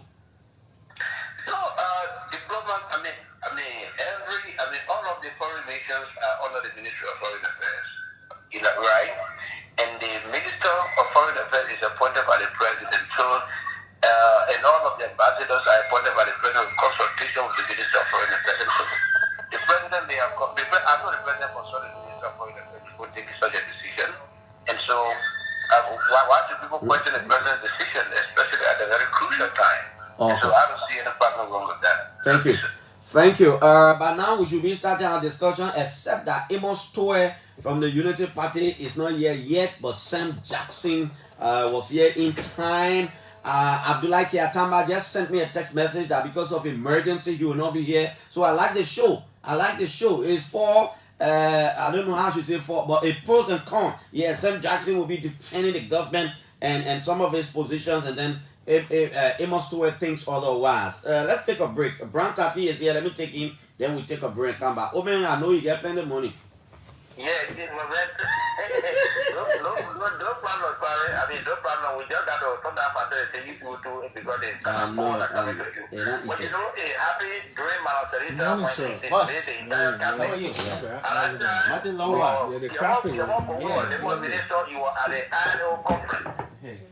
And he was supposed to give people according to him because when he went to seal, And then he said that while you were going there, somebody tweeted him on your government dismissed the entire cabinet. So it means that it put you at a disadvantage because the authority he carried there have been removed. So when he came by home and President Salim reinstated the cabinet and then appointed him to Porto Affair, by then he wrote about 30-page document resigning. So as what you are saying is that if he recall and immediately replace, maybe we don't know, we conference or we meeting were attending at the time, and that was immediately made. Sometimes it undermines the credibility of the person. Okay, So sometimes it left with the person. Maybe he can say, well, I will take reassignment, or I will not take reassignment. I think it left with the individual. Thank you. No, that one not individual to say what I would take reassignment. Let me just read something. Our guests are here, so we're not taking any more calls. We'll go straight because we won't get enough time to this discussion. This person said, don't call my name, brother. I know him. He's a diplomat, but he says, few points. Whether or not the ambassador is replaced immediately, once he is recalled, he is no longer relevant to that mission. The newly appointed ambassador is equally not relevant until confirmed and accepted by the receiving country. That's what we said. 3, the president is gone. Okay, this one here. Okay, thank you, my friend. Okay, but that's what we said. So this morning we have 2 politicians here. We have Sam Jackson, the economist and politician, and then we have Amos Stewart, the economist. Are you an economist too? What did you do? I don't know. Honestly. What and what? I did planning. Okay. And of A course, planner and a politician. Okay. So Amos Stewart is Secretary General of the Opposition Unity Party. He's my friend. Sometimes we force like that, but that's the job we have to do. And then an uncle, a big brother, Sam Jackson, is also here in studio this morning. We'll talk about governance of the country under Joshua. Sam Jackson thinks that the government is doing very well. Amos Stewart, of course, I know, interposed a lot of objections, and he wants to say it the other way. Mr. Jackson, it's good to have you. Abdullahi Atamba will not be here because of some emergency. I wanted him to be the neutralizer, but he will not be here. Mr. Jackson, good morning. Yeah, good morning, very much, class. Very nice. Well, first of all, I didn't know you were getting married, so I want to wish you, blissful happiness and a great life with your new wife. Okay. Thank you so much for getting married. You're looking good. Well, thanks to God. I mean, it has nothing to do with me because I do everything that they say you shouldn't do, and I managed to be pushing the 70s, so God has blessed me tremendously. I'm blessed. I'm a cancer survivor. I went through a lot in my life, but I'm here. Okay. Why do you like Facebook the way you do? Well, because the thing is, I like to express my opinion. We fought for multi-party democracy in this country, freedom of expression. And also, one of the things I do all the time is I always praise God. If I'm eating, I'll take a picture and put it to tell God thank you. And with my lovely model woman, I do that. Or with my family. Anytime I'm doing anything, I just love to let the world know that I'm blessed and I'm doing okay. And also, when you saw me when I was sick, my trials and tribulations, it was also on Facebook. I saw you. You wrote almost a will. Yeah, exactly. You saw my recovery. So I'm not a person who, I don't have any secrets in my life, really. But one young guy was telling me to the man, say, if Sam Jackson would have opened any school for relationship, I'll go there because our old man know love. Amos, let's hear you. Good morning. Thank you for coming. Thank you. Clarence, thanks for the invitation. And by the way, let me also join Sam to say congratulations on your wedding, and we look forward to a very happy marital life. Do your best. Thank you, man. You've now worn the married gown, so we expect that you graduate from that. I will be consulting Sam Jackson small. How is the United Party, by the way? Well, the UP is doing well. Since we returned from Banga, internally we've been focusing on ensuring that we put our acts together, and at the same time preparing for the 2023 legislative and presidential selection. We've been doing extremely well. We focus right now on ensuring that we bring into active service our partisans and give them key tasks and responsibilities that would enhance the functionalities of the party across the country in preparation for the elections. So we are doing pretty much good, and of course I want Standard Bearer, Ambassador Joseph Yuma Boakai, who hopefully is going to be the president in 2024, is doing exceptionally well as well. And of course, we are very much upbeat. Partisans and supporters and the different support structures of the Unity Party and Ambassador Joseph Yuma Boakai are organizing very well across the country. And of course, the some bites we're getting are very encouraging. Okay, that's good. With that, we can move on to set the basis for our discussion. And the way I'm going to do it, I'll put time to this thing so that nobody feels cheated, nobody think that, Clarence is siding with somebody other than me. So I will give 5 minutes to Mr. Sam Jackson. At this point, we will generally just look at governance, the government's performance in the context of whatever you think you can say. Then we come to talk about specifics at some point in time in the program. So we'll give Mr. Jackson 5 minutes. Mr. Jackson, you're a strong supporter of the government. You are on public radio and other medium articulating, government's programs and policies, and you think the government is doing so well. Why do you think so? 5 minutes. Okay, but first of all, let's just be very clear, okay? I'm not a Pollyanna, and let me tell you what a Pollyanna is. A Pollyanna is a person who is thinking like everything is fine, we live in utopia, this is the greatest country in the world, there's milk and honey flowing in the streets of the country. Absolute nonsense. We have a lot of challenges. Mass poverty continues to be the #1 problem in this country. It's been there since the founding of this country. And there are a lot of reasons why we have mass poverty. One of the reasons why we have mass poverty is because, like I wrote it in a book, Rich Land, Poor Country. We have not been able to harness our resources. We have not been able to have effective governance, rule of law, corruption, all of those things. And also, when we look at the composition of the economy, you look at the composition of GDP is very, very narrow, okay?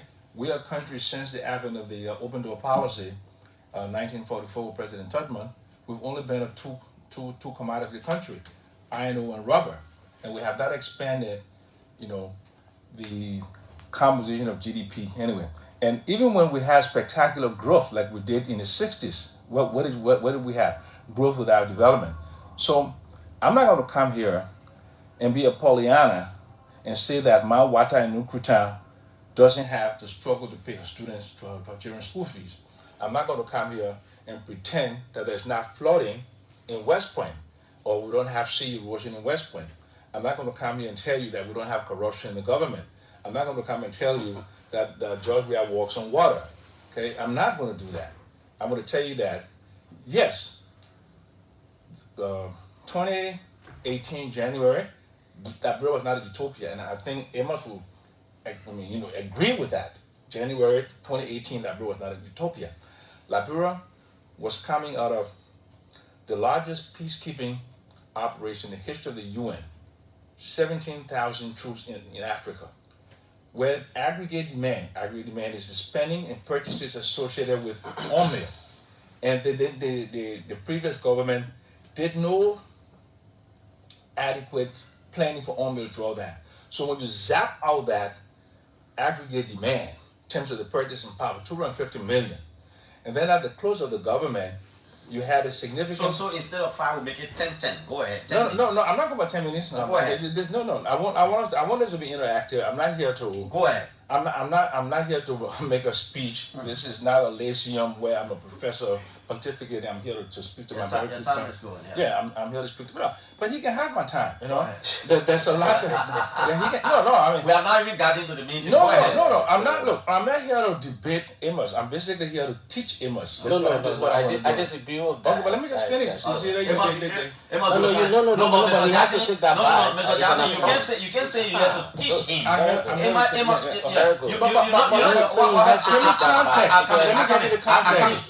both of you, your marks are off. Your marks are off. I've invited you here to provide a little bit of a witness to the public because I know that both of you would, you come from different sides. You see things differently. I didn't call Amos to teach you. I know you were his senior brother. No, that's the thing. I want to but this is a public debate. So to say you would teach him, it was too hard. But let's go. It's not hard. Let's go ahead. I'm here to teach my junior brother, how to be objective. He said he takes us. That's fine. So we're not continue. I'm here to Mr. Jackson. Okay, that's fine. So he has to take it Mr. back. Jackson. I will create the checkpoint. Mr. I Jackson. beg you. Okay, sorry. No, you don't have to beg him. No, I beg you. Let's move on. Let's move on. Okay. Yeah. I'm here to tell my junior brother to be objective in terms of governance. Because that's the same thing. There is to teach, but you say I will tell you how to be objective. When you've been in power for 12 years, and we are trying to clean up the mess that we inherited, and we can have a dialogue as two responsible citizens, but I think you lose key advantages when you just left power and you try to come back to power. Because had you left power and we went on an irreversible path, economic growth, democracy, and all of the good things that we know, but this government inherited a country with the economy in a serious downslide, primarily because of when they were leaving power in 2016, October, they printed almost $16 billion, Liberian dollars, in terms of new currency. And what that did was, in economics, something called a quantity theory of money, right? Where economic growth rate must be proportional. In this kind of economy, which kind of linear economy, must be proportional to the growth in M2, okay, broad currency. And they printed $16 billion, and they began to infuse that, and they brought a serious inflationary spiral, depreciated the Liberian dollar, and brought in a lot of poverty, because when you reduce purchasing power of people, what you do, you reduce access, you reduce their access to goods and services. So this is where we were in 2018 January. And we also inherited a non-technical dam that was built, $267 million from the Millennium Challenge Corporation, almost $1 billion in total that was invested by the European Union, the Japanese. What they did, they refurbished an old dam instead of planning an energy efficiency model, sustainable development model, where a 5 million population economy be prepared to increase the share of manufacturing GDP to process output. We have a dam that only works in the rainy season. They didn't think about damming the via to increase excess capacity. This is not sustainable development. This is what we inherited. So when we have challenges based upon the fact that the foundation, 12 years, $17 billion in OECD support, aggregate demand, 250 million. All of the programs that they started failed. Liberia Agriculture Sector Investment Plan, $200+ million, failure. The ADA Lab program, failure. Then Mrs. Sally herself said it was a messy educational system that was left. Joseph Boyka said he was a parked car. So they've admitted that they failed. So instead of putting a lot of fire, okay, trying to increase the decibel in the political arena here, I think what Mr. Twe and others should be doing is to provide some degree of objectivity to their criticism. We should not, their rights to speak should not be a breach, but their rights to speak should be tempered with the clear understanding that they left us in a mess. I rest my case. Okay, so you went for 9 minutes. That's why I said 10 almost. So we gave Amos 9 minutes. Amos, let's hear you introductorily. Thank you, Clarence. And let me say good morning to the citizens of Liberia. I'm really hoping that Mr. Sam will be able Don't to, worry, I'll to control it. conduct himself. I'll control it. Because if he begin with attack, he may have a miserable life in studio and even beyond that. It's important for us to be able to speak objectively to the citizens of Liberia on the current course of governance, which is exactly the question that you started to ask. And it's important for us to be able to give us our broader overview or perspective about what the issues are. But he's deviated from that and decided to go way down Don't to worry, beginning I with will the back you on track. Unity Party administration. So I would like to piggyback on that, and then we come back to the PAPD, which is the government's medium-term development framework that they launched in 2018. And that's exactly the reason why I'm in studio, for us to be able to examine that. However, it is important to indicate here that Sam Jackson is very much aware, because he worked with the previous administration that he's trying to denigrate in studio, that when the UP administration took over in 2006, Liberia was considered a pariah state. In essence, nothing was existing at all in terms of governance, in terms of infrastructure, human capital development, etc. Nothing in existence.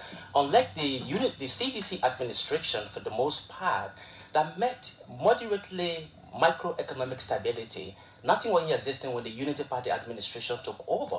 So I'd like to begin first off with the question of the education sector. It's important for us to highlight here that when the UP administration took over, school enrollment in the Republic of Liberia, Clarence, was around 600,000. Everyone in school in this country in 2006, 600,000. As a result of the educational policy that we introduced, first we focus on increasing school enrollment. Second is train teachers. Third is to be able to increase educational infrastructures in the country. And of course, we did that very successfully. So as a result of the tireless efforts and quality leadership that Mrs. Ellie Johnson Sirleaf and Joseph Jema Boakai exhibited, along with other technocrats, we were able to increase school enrollment from 600,000 to 2 million plus between 2006 to 2017 before we left the government. In addition to that, we were also able to build about 200 schools across this country, including community colleges and universities. Of course, we elevated the Tubman College to university status. We built community colleges in the Republic of Liberia. In addition to that, we're also able to rehabilitate about 150 schools across the Republic of Liberia. If SAM cannot consider that to be a progress that their administration needed to build on, but rather they decided to roll back on that by introducing knee-jerk educational policies, which is giving students, particularly at the University of Liberia, difficult times, then that is a matter to be able to worry about. In addition to that, on the question of the health sector in Liberia, when the Unity Party administration took over, Clarence, there were 55 doctors in the Republic of Liberia, 55 doctors. And we had almost about 4.something billion Liberians. 55 doctors, across the global community, it should be a doctor to patient ratio should be around 1 to 15. Unfortunately, we have 55 doctors taking care of this country. So our health sector was completely dilapidated. With the Unity Party administration, again, as a result of quality leadership, was able to ensure that, for the most part, our health sector was moderately resilient. So we constructed lots of health infrastructures in the Republic of Liberia, and I can go on naming, the Jackson Ebdo Hospital, the CB Dunmat Hospital. We rehabilitated a host of health infrastructures in the Republic of Liberia. As a result of that, we were also able to ensure that the AME Dogliati Kareshop Basin, the students going there were basically free, and people were even on stipend. Because of the determination of the Unity Party administration, we were able to do that. So when the UP left power in 2017, the health sector, doctors, may increase, imagine from 55 to more than 300. So that was as a result of the quality leadership that Mrs. Ellie Johnson Sirleaf and Joseph Jema Boakai were able to bring to bear. In addition to that, on the question of the economy, it's important to indicate here to you, Sam Jackson is very much aware of that GDP, the GDP of Liberia, of course, in 2006, were nowhere around. Unity Party took over a budget of $80 million United States dollar. Civil servants in the Republic of Liberia were being paid 15 United States dollars twice a year. Sam Jackson is aware of that very much. The UP administration was able to increase civil servant salaries to 700% from 15 United States dollars. What that means is significant progress. What we also were able to do as a result of our determination to ensure that civil servants, were inspired and motivated. So the Unity Party administration introduced two very crucially important programs. So there's the Stock 10, the Senior Executive Programs, which was basically intended to attract people with the required expertise and professionalism and experience into the civil service of the Republic of Liberia. What we also were able to do, like I indicated earlier on, increase civil servants' salary, you understand, from 15 United States dollars to 700%. Unfortunately, Samuel Jackson's government, that he actually does not believe in, he knows that very well. I mean, I'm talking about the CDC administration, slashed or cut by half the salaries of civil servants by half as a result of the quote-unquote harmonization policies that they introduced, which is very much unfortunate. Imagine we have about 700 Liberians as civil servants. You could not increase or add a dime to their salary, but you elected to cut by half the salaries of civil servants. So this is exactly the reason why you see that school enrollment today in the Republic of Liberia, instead of it being maintained to 2 million, school enrollment has significantly reduced. And this is a report written not just by me or the Unity Party, but by UNICEF in 2019 to 2020 report. UNICEF report clearly indicated that there is a school dropout rate of 51%. You understand? As a result of the different field policies that the CDC administration has been introducing or has introduced in the Republic of Liberia. So, on the question of the electricity, I mean, the truth of the matter is that this is absolute dishonesty on the part of You have just a minute and a half. Go ahead. Absolute dishonesty. We met 0 megawatt of electricity supply. Pre-war status, it was around 66 megawatt. The Unity Party administration worked very tirelessly to ensure that we were able to rehabilitate and expand the productive capacity of the hydro. Today we were producing 88 megawatts of power. In addition to that, we were also able to build additional 3 thermal power plants that produce around 38 megawatts of power. In addition to that, it's important to indicate here to you that the Unity Party administration was able to work very hard to introduce the CLSG program. For the first time in the Republic of Liberia, as Samuel Jackson and his cohorts will say, since 1847, we have power supply in southeastern Liberia through the CLSG program. This government has been very seriously and disappointingly unable to build on the progress that the Unity Party administration was able to establish. But what they've been able to do is to roll back the progress for the most part that we achieved, that they needed to be able to build on. Unfortunately, the government has been, you see, Mr. Jackson, you're disrupting. No, you are disrupting. But you're laughing. When you were talking, Amos did not talk. Why you can laugh? Mr. Jackson, this is unfair. This is absolutely unfair. Yeah, just conclude. No, don't worry. I will restrict the show. So in addition, what you said, you give me 10 minutes. You initially said 10 minutes. He decided to speak for 9 minutes. You got one. So he decided to speak for 9 minutes. I can speak for my 10. I'm going to speak with. That's why I said you got one. So the government introduced PAPD, quote unquote, PAPD, yeah, Clarence, and the people of Liberia.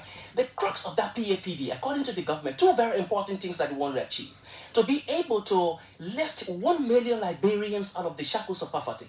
In addition to that, to reduce absolute poverty by 23%. You understand? And of course, across 6 regions. 5 of the 6 regions of the Republic of Liberia. And what they indicated in their PAPD framework or document was to use the agriculture sector because it holds enormous potential for economic growth. Unfortunately, when you see the allocations to the agri sector, I mean, it's very paltry. Okay, very Amos. disappointing. Mr. Secretary General will hold you there. And Mr. Sam Jackson and Amos, for the sake of the public, I want us to do this thing with respect for each other. That way, we will move ahead. Amos, when Mr. Jackson is talking, I want quiet you, please. No, So that the public will understand his issues, because at the end of the day, people are jotting down points and people will call him. Same applies to Mr. Sam Jackson. No, now, let's go to specific issues here. And I'll give 5 minutes now. Can I- Five minutes. can I respond? No, you can respond. Not now. I mean, that was the introduction. You say yours, he said his. Mr. Jackson, let's look at the economy of the country, where you think the CDC government made it, where it took it from, and where it is at the moment. And then that will go with this 1 million jobs that the government said it would have lifted Liberian out of poverty, a 1 million Liberian dollar. What are the statistics? Do you think our economy is getting better?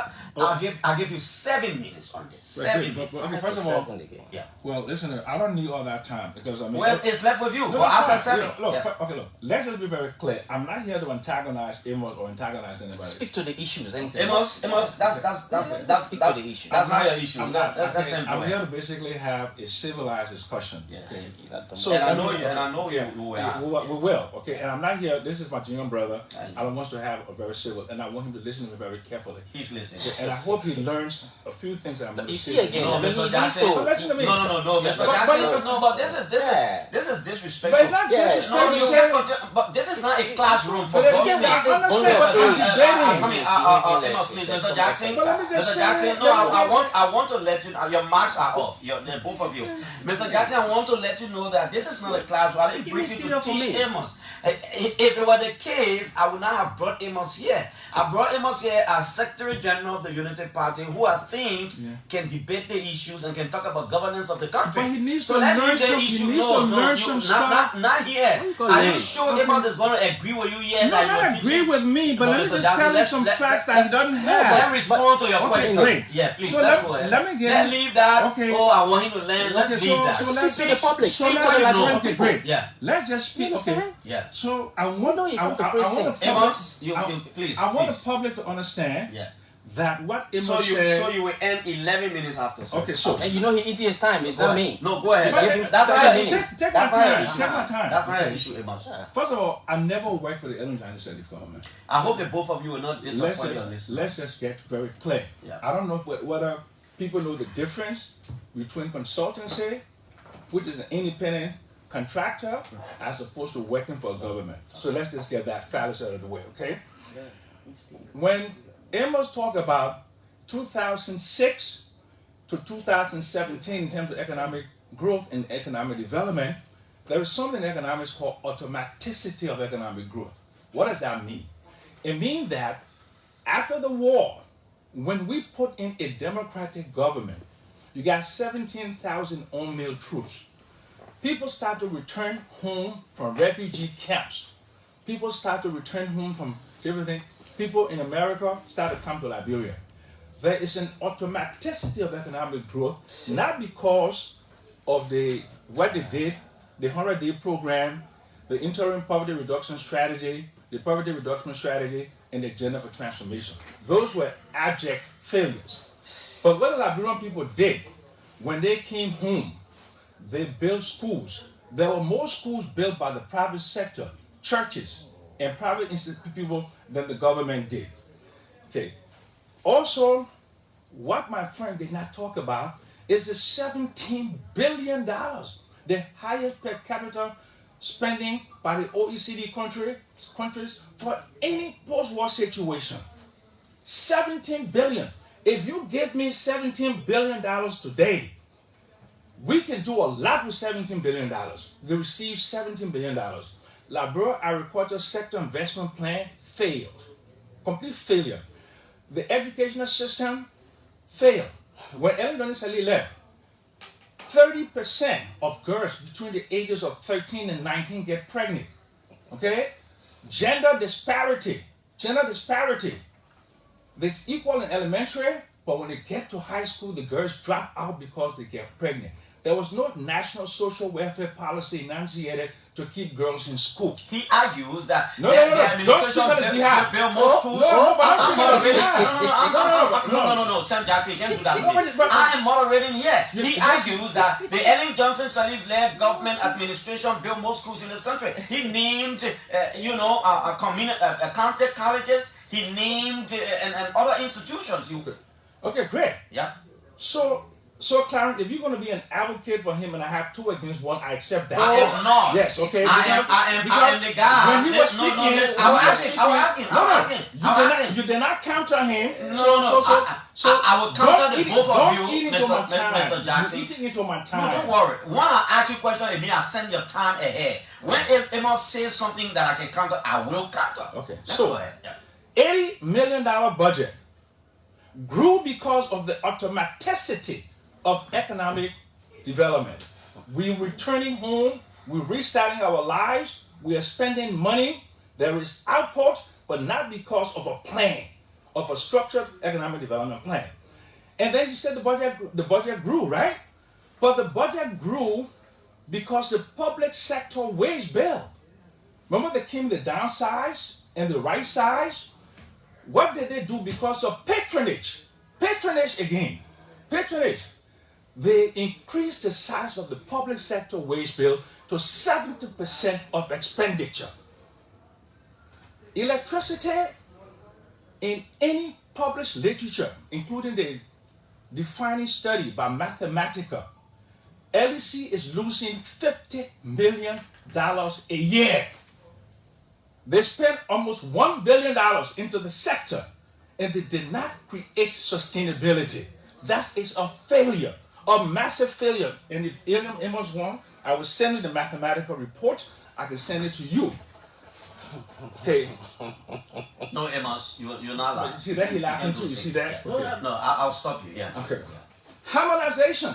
The harmonization was a direct result of the poor human capital development, human resource policy of the Ellen government, where they have the wage bills and the pay system and pay classification complete out of whack. So the IMF said you must bring the wage bill down to $297 million from $320 million. That's what IMF said. It was a conditionality imposed upon this government to reduce the public sector wage bill from $320 million to $297 million. That's why you have harmonization. Harmonization didn't come out of thin air. It came because of the failed human capital development of the government. Can you imagine the budget went from 80 to 600 million, but 70% of that goes to public sector wage bill, only 8% goes to public sector investment. So like almost 90% of expenditure to run the government. So that creates a structural defect. What's about employment? Your government says in its PAPD it would have lifted 1 million Liberians out of poverty. We'll get to that. We're doing now. Okay, no, but I will answer that appropriately. But I mean, okay. So yeah. Okay. Let's be very clear. One moment. Yeah. When I speak next, I will speak about economic growth. I will speak about the improvements in human development. I will speak about the low inflation. I will speak about fiscal transparency. I will speak about public expenditure, fiscal transparency, that his government failed miserably, and that we are only improving on where they left us. Okay, let's go to Amos. Amos, Sam argues that your government miserably failed. You should have done best in the energy sector. You didn't do that, but we are concentrating on the economy. Why do you think the government is not doing well as far as improvement in the economy is concerned, and you think the government is not doing well to leave 1 million people out of poverty? That is 7 minutes. Not I think that is the reality, Tima. I mean, Clarence. It's the reality, and unfortunately, you see that Sam is unable to defend the government because he knows nothing about what the government has been able to achieve and the miserable failure of the government. He knows them, but I mean, he decided to do the other way. But it's important. Let me deal with this issue of the wage bill. You understand? And this is sheer lies, his part. When you say that we increased wage bill to 320 million, that's a lie. This government, the previous administration left the wage bill to around 270 million. You understand? The CDC administration increased that to 320 million. It's because of the increase that the CDC administration did to the wage bill that led to the IMF threatening them. You understand? And they even experienced difficulties in enrolling in the IMF credit facility program. You understand? So whatever they did, it was as a result of the incompetence, skewing opportunities away from the vast majority of the Liberian people, and only incorporating the few praise singers, which increased the wage bill to 320 million United States dollars. You understand? Unfortunately, Sam Johnson is talking about, automaticity. This is real. It's unfortunate. Again, it's as a result of quality leadership exhibited by Eli Johnson Sirleaf and Joseph Joman Boakai that made Liberia to be an investment destination for the attraction of foreign direct investment in this country. So when he unfortunately talked about 16 billion, it's not money that came in the bag. And Samuel Johnson knows that. Didn't your government print that? Is that money that Didn't your government print that? that? To the other issue about the Liberty, you understand? The LD that was printed. Your government printed It's that? this government that use it. This government use it. This government use it. And you know what created the condition for the demonstrations in 2019? You know that very well. It's as a result of the fact that this government misappropriated the 16 billion Liberian dollars. They use it on their personal wealth, on their personal self. You understand? But that is besides the point. The core issue here is that the 16 billion that came in foreign direct investment is not money that came in the bank. It's money, it's companies that came in this country, for example, ArcelorMittal, the Golden Valorium, and other companies that came in the Republic of Liberia, honor that particular program, the foreign direct investment. For example, a company will say to you that we've come to invest maybe for a period of 25 years around 3 billion or 25 million. But for the first 2-3 years, we're going to invest this amount. So Sam Jackson, when you calculate all that, within the period of maybe 50 years, the different companies will tell you, we are going to invest this portfolio in the economy of the country. It's not money that came in the bank. You got to get this very much corrected. Unfortunately, we made Liberia to be an investment destination. But Samuel Jackson and his CDC government push investors away from this country. They manipulated contracts here and there, and of course the report clearly highlighted that. Amos, 1 minute. Sam argues that had you spent what was given you or what you had to spend on electricity, we would not have been here where we are. But that's a falsehood. Sam Jackson again is peddling absolute falsehood in the studio. What you call 1 billion? What are the traces? What are the documentary evidence? We have indicated here to you that, of course, as a result of donor assistance, donor support towards the rehabilitation of Mount Coffee. And I've indicated here to you that pre-war status megawatt supply was around 66 megawatts. But when the Unity Party administration took over, we met 0 megawatts of electricity supply. So what we did, we expanded the supply level to 88 megawatts. I said that to you. I also indicated here, and you cannot dispute that. In addition to that, we were able to construct 3 thermal power plants, you understand, that produce 38 megawatts of power supply.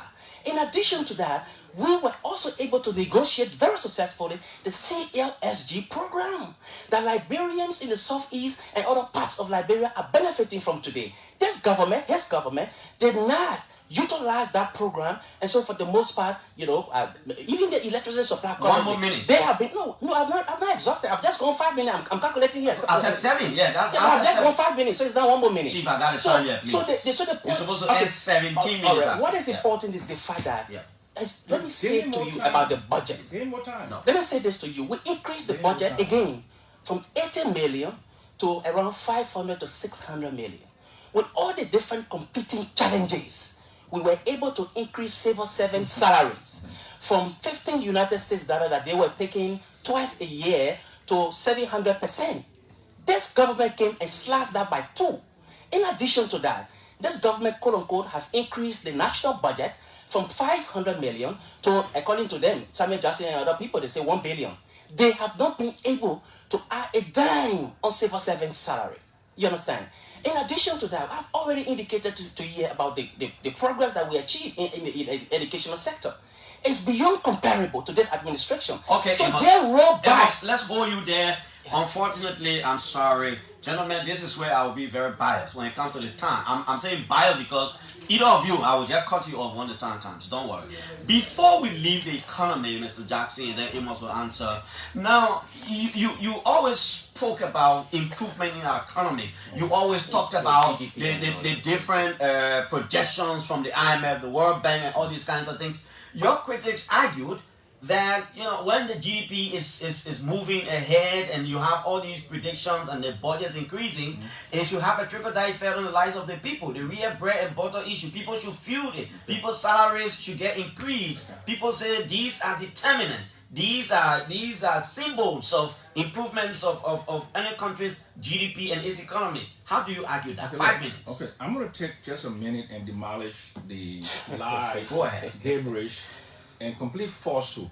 There's no way the civil servant wage bill was at $270 million. That is a lie. It is a rotten lie. It was right around $300 million.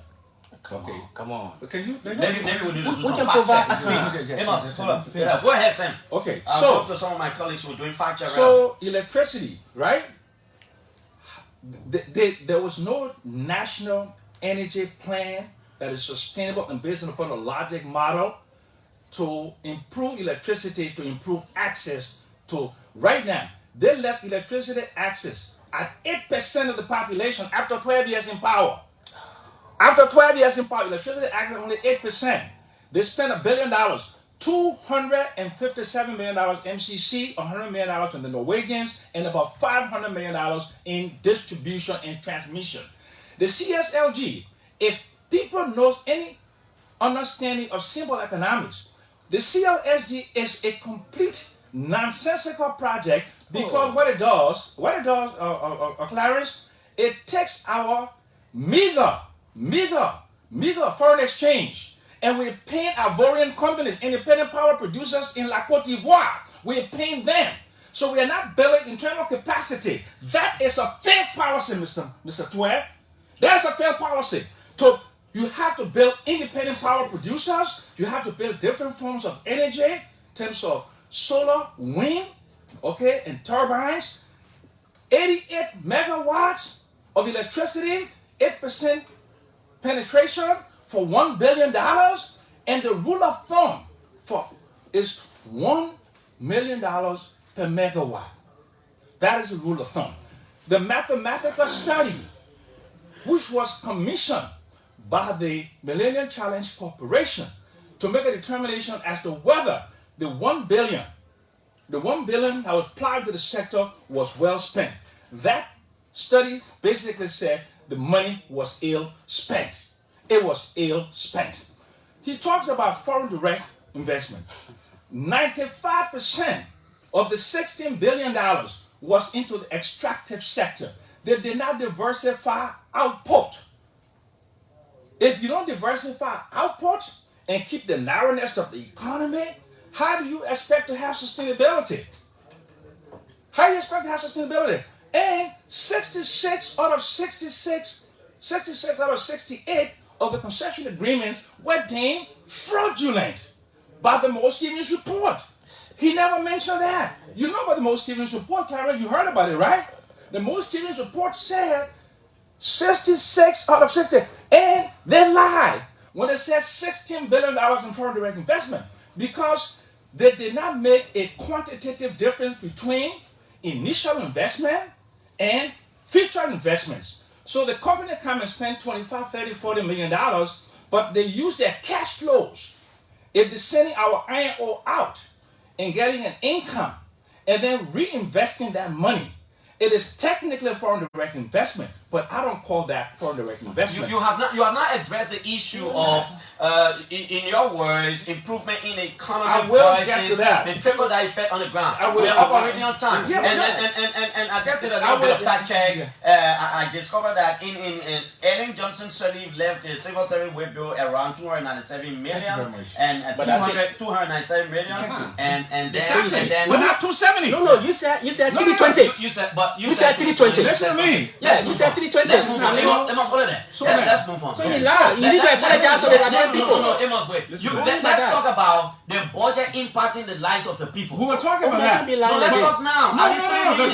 You don't listen to So me. you see that? I will speak to it because this is my time.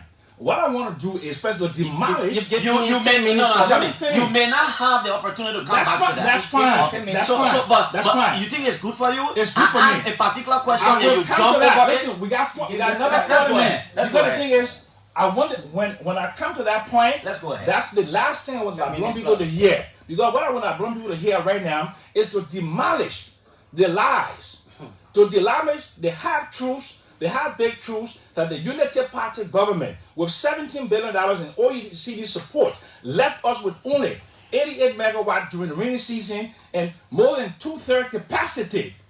Two-thirds capacity dries up during the dry season. And the CLSG is a bad idea for the following reasons. Because what we're doing, we're not building internal capacity.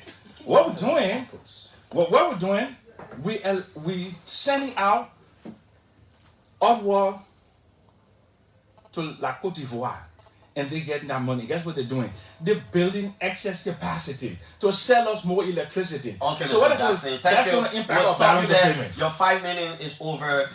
Amos, The 5 minutes too long. no, 5. I got Yeah, it clock. Chief, I got it clock right in my hand here. Yeah, sure. Why do you think Sam Jackson and others are only saying these projections, but they do not have a trickle-down effect on the ground? Of course, that is the fact. There's no trickle-down effect on the ground. The World Bank report, he's still talking about report. The World Bank report in 2020 indicated very clearly that Liberians, 526,000 Liberians were going to slump deeper into the shackles of poverty. World Bank Economic Outlook report. Jackson will not speak to that, unfortunately, because he knows the truth. He knows like there are more poverty now in the country, and he admitted to that during his opening statement. But I'd like to come back to this whole question of GDP that he's talking about in the Mo Stephen report, which are very much important. But let me dismiss something here very clearly. He continues to say that the CLSG and the electricity supply, they are all nonsensical projects, unfortunately. But his government, this is the nonsensical project that his government is relying on to provide supply power to the country. His government has not built on anything like that. They've not made a single improvement in this quote-unquote nonsensical project. It's so disappointing and very unfortunate, you understand, on his part. He cannot boast of any achievement that his government has made so far in the electricity sector. So, nada for you, zero for you. The other question also is that, look, Mo Stephen report. Jackson, come on, man. Don't be dishonest. The Mo Stephen report is an international firm that was contracted by the Unity Party administration. It's not to say that some group of people that came here forcefully, they want to know whether there's corruption in the awarding of concession contract. It is the government of Liberia under the Unity Party administration led by Eli Johnson Sirleaf and Joseph Jomaah Boakai that said, look, we want to be able to contract an audit firm to be able to, for us to understand what did we do better and what did we not do better when it comes to the awarding of concession contracts, so that we can continue to improve on governance and the awarding of these contracts in the future. So the Mo Stephen report were based on 3 critically important elements. And Sam Jackson, you need to take note, please. One, compliance. Compliance. Okay? They were basically about compliance. Whether the concession contracts were fully were in full compliance, were in partial compliance, or whether they were not compliant at all. In the 66, there was nothing mentioned about Booker's 66 agreement. It's unfortunate. Nothing like that. So the Mo Stephen report, which you know about Samuel Jackson, it was basically a company that we contracted as a government to basically understand whether we met some of the compliant measures. And let me say this to you. Liberia has just graduated from civil war. Like, we needed to be able to relax some of the rigidities, you know, in the awarding of the different contracts, but at the same time being very mindful that we will not flout, unfortunately, our laws in Liberia as is being done under the Samuel Jackson, in Samuel Jackson's government. So we did not do that, but we wanted to self-correct, which was the fundamental basis for attracting, you know, for contracting the most savings in this country. The other point also is GDP. Look, Samuel Jackson, let's be fair here. I mean, unfortunately, GDP is not a clear measure of the health of the economy. You know that very well. You understand? You got CPR. You got price index, you got poverty index, you got income index. All of these are clear indicators that talk about the health of the economy of the country. Today in Liberia, you have inflation standing way up around 2 digits.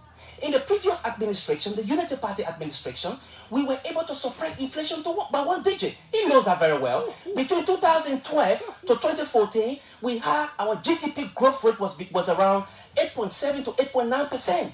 Had it not been for the interruption of the Ebola and probably the oil drawdown, Samuel Jackson is aware of that. By this time, Liberia would have been declared a lower middle income economy. Samuel Jackson is very much aware of that. He promulgated this policy when he was again contracted by the previous administration, the Unity Party administration, unfortunately. You understand? So these are clarifications and important information that we need to be able to provide to the citizens of Liberia. Today, in this country, this government has miserably failed to live up to the promise of lifting 1 million Liberians out of the shackles of poverty. Sam Jackson has not spoken about that. The government of Liberia indicated to the people of Liberia that they were going to graduate from an extractive-based economy to value addition.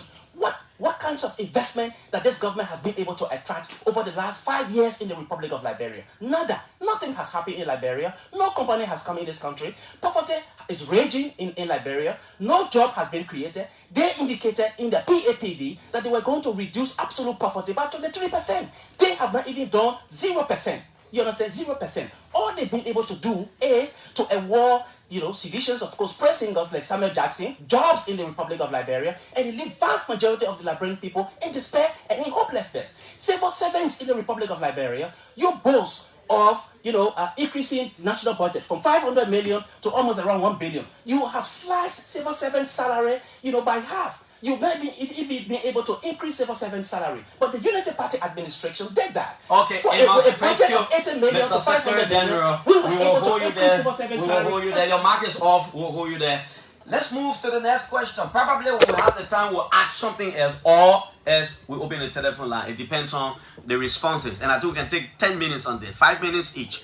Mr. Sam Jackson, let's talk about justice and the rule of law under President George Weah. What are the indications? Are they okay? Are they improving? Okay, so my 5 minutes, I want to spend 2 minutes to just demolish what he said. Except for you, I give you 5. Except that I don't want also lose focus on what we're talking. When I ask you particular question about a particular sector, let's address that. All right, so your debunk of whatever, let it come to the past. I mean, let it come later on. But But it's all fair. Amos, please. This is a debate. Amos, please. Mr. Jackson, the question is, I want you to comment on the justice sector and the rule of law. No, please start with him. I cannot start with that. Then basically we don't have a debate. Mr. Jackson, I want to debunk. Mr. Jackson, hello, Mr. Jackson. Give me 5 minutes. Mr. Jackson, you know what you do for me? Yes. Please. Anything you have with Amos for the debate. No. I will not do that. I am giving you time to debunk. I will do that. No, Mr. Jackson. I want to counter. No, I don't want to lose top of this debate. I don't want to lose touch of the debate. I will use 2 minutes. Okay, go ahead. Okay, great, fantastic. Okay. First of all, the first lie, and the monumental lie, that the Moore Stevens report was because of the magnanimity of Ellen Johnson Sirleaf. It was not. The Extractive Industry Transparency Initiative is the one that required that. So that's why I said I wanted to teach him some things that he need to learn. No, you're not teaching me again. Let me finish. We got to correct him. Let me finish. We got to correct him. Let me talk. I need to correct him. Can I talk? Look, he requires that. I need to correct him. No, man, I think we need to take a break. Okay. I'm afraid you could disappoint the public, and it is not good for the both of you. No, but I'm saying Mr. Jackson, your mic is not on. Your mic is not on. My mic is on. I cut you off. I mute your mic. I don't want to invite people like you, people in and outside the country. I'm talking to the both of you. Please do not disappoint your listeners. No, I don't care. Amos, can you please give Jackson a chance? I'm the host here. Yeah. I will make sure you objection and all these things. Go ahead. Okay. Yeah. The Extractive Industry Transparency Initiative, which is a requirement by the international system. That's why the Moore Stevens report was commissioned. So let's just get that very clear. Extractive Industry Transparency Initiative. Okay. I'm very, very proud of the record of this government in economic development. Over the last 24 to 36 months, there have been significant improvements in the economy that was wrecked by the Unity Party government.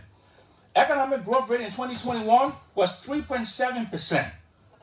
The Human Development Index report that came out September 8, Liberia is one of only few countries on the planet where the Human Development Index rose. 90% of all countries dropped in Human Development Index. Okay? The United States Fiscal Transparency Report, the latest one, September, gave Liberia passing marks in terms of progress toward fiscal transparency. The Public Expenditure Financial Transparency gave this government passing marks. These are all parts of governance. Then when you come to the justice system, Mr. Twe and people within the Unity Party government cannot talk about the judicial system. When there was killings here, Michael Allison, we don't know what happened to Michael Allison. We don't know what happened to Harry Greaves. And on November 7, 2011, what happened to those, I think 1 or 2 people died. Who was prosecuted for that? Where? At the CDC headquarters for the election. Who was prosecuted? Who was prosecuted? Has anybody been prosecuted? Was anybody indicted for the shooting of innocent people? Then you talk about justice? Over dozens and dozens of GSC reports left outstanding. Okay? Listen, the reason why sanctions were imposed on Global Magnitsky, December 2016, the Global Magnitsky Act came into being. Had the Global Magnitsky Act been in place during the Ellen Johnson Sirleaf administration, more than 75% of the buggers would have been locked up. Do you know what other similar deaths have occurred in this administration? Oh yes. The circumstances you talked about. Yes, but and the government did what it was supposed to do, investigate it, and you may disagree with the investigation, but the government has said, bring in your own pathologists. But those were unexplained deaths also in the Ellen Johnson Sirleaf administration. And people disagree with the pathologist findings at that time also. Just like people disagree with the findings of the pathologists today.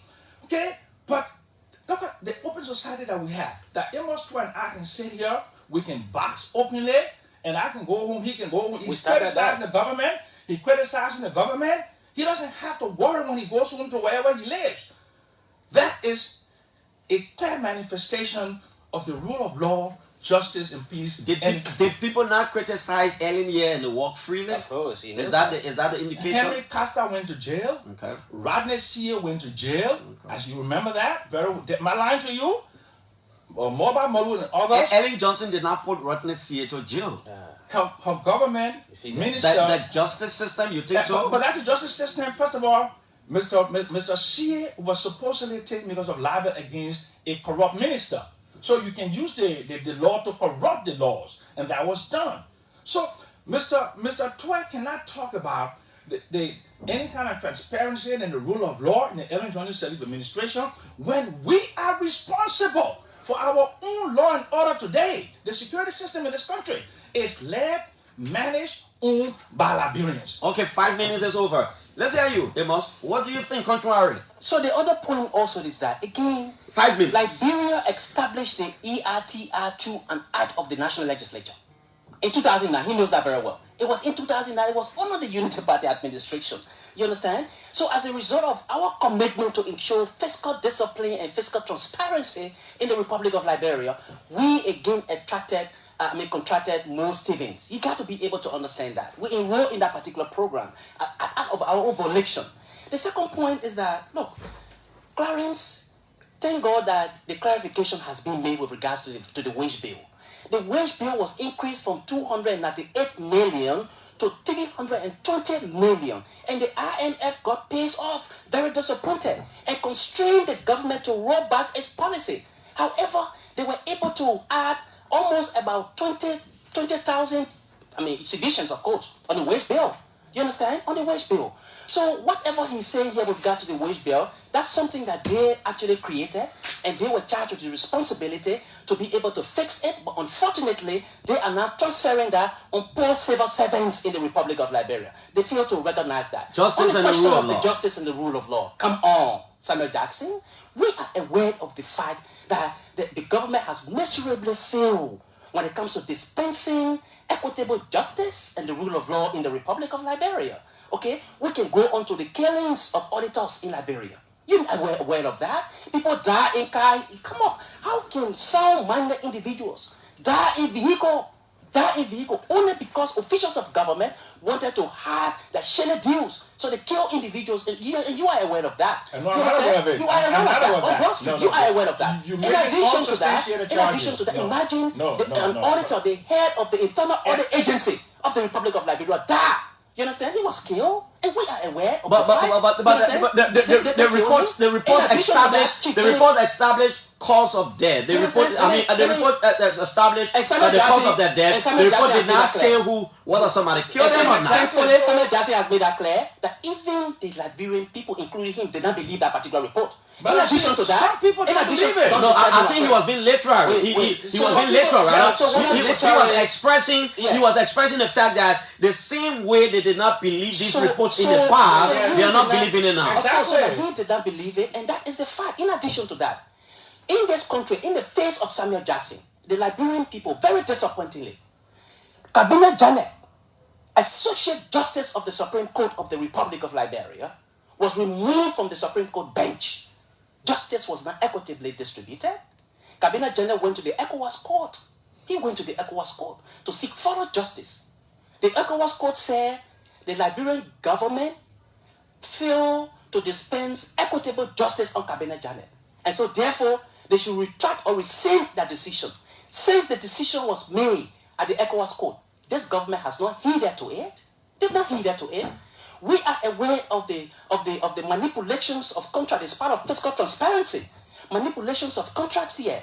For a government to appoint, for example, appoint the head of PPCC, and then you have the head of PPCC is a woman, or Hosmont is the controller general of the Republic of Liberia. Well, how do you refer to that? How do you refer? Is that conflict of interest situation?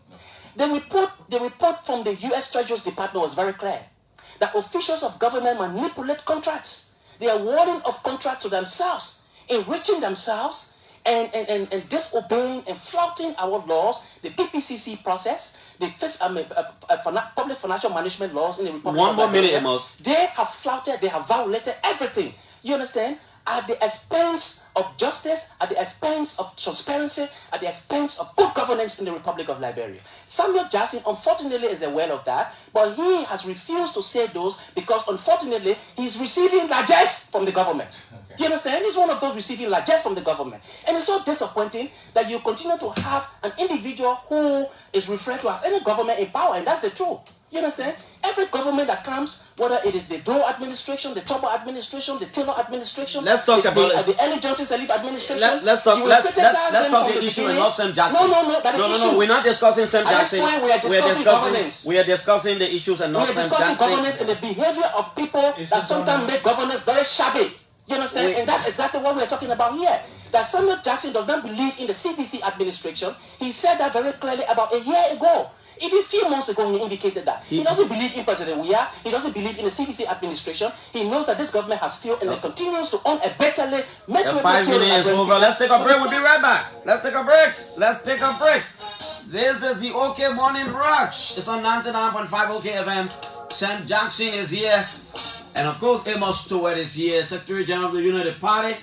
In all that we do, in all that we say, and all that we argue, Liberia first. We want peace in Liberia.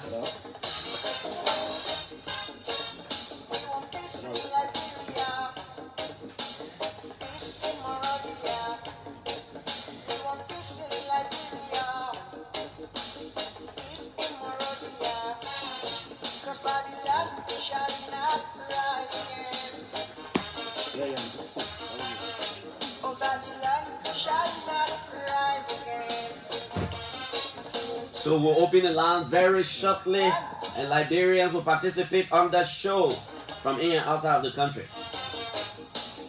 So my time to respond to him?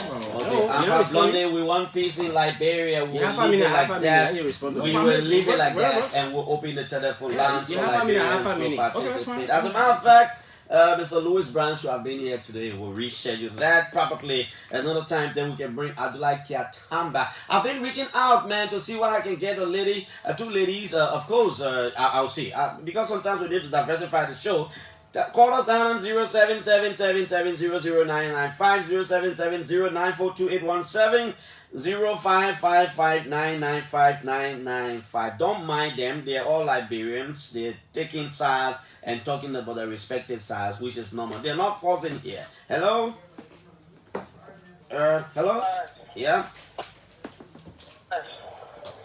Hello? Yeah, good morning, sir. Good morning.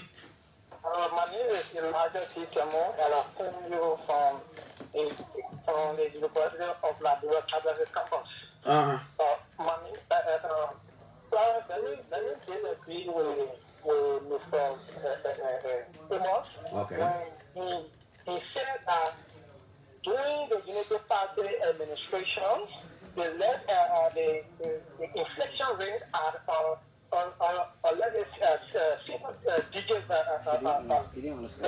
and which of course that is misleading. Okay. Currently the inflation rate now it is at single digit. Okay, sir. Let's go here. Let's talk to you. We hope not to keep any caller on the line for too long. Hello? Yeah, good morning, Clarence. Good morning, sir. Well, my name is Andrew Wilson, and I joined you from Barnaby this morning. Let's hear you, Andrew.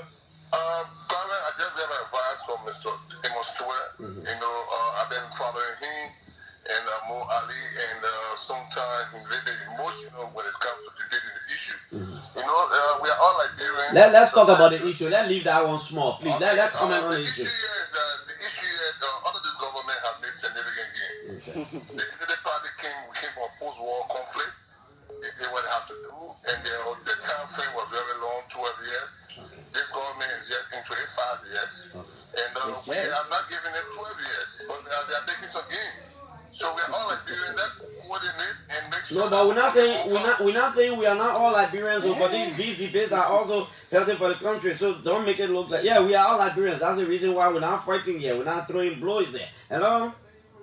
Yeah, good morning, Clarence, and good morning to Amos and Mr. Jackson. Good morning. This is Joe Cooper from District 8.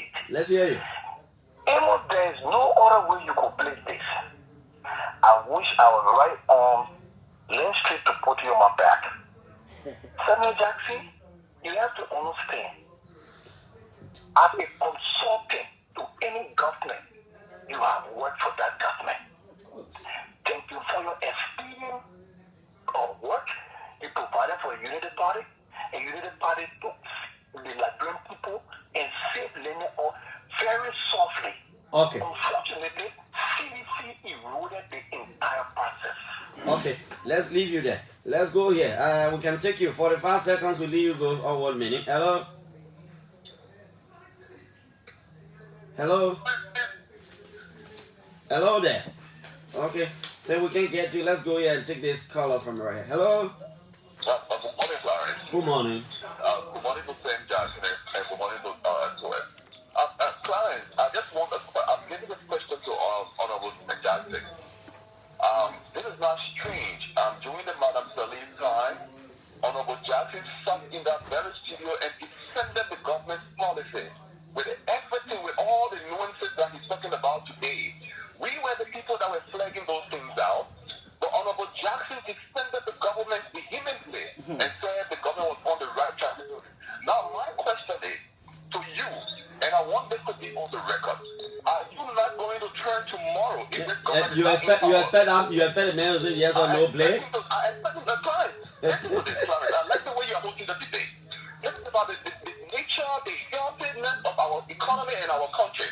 We cannot have people that will be deceiving us.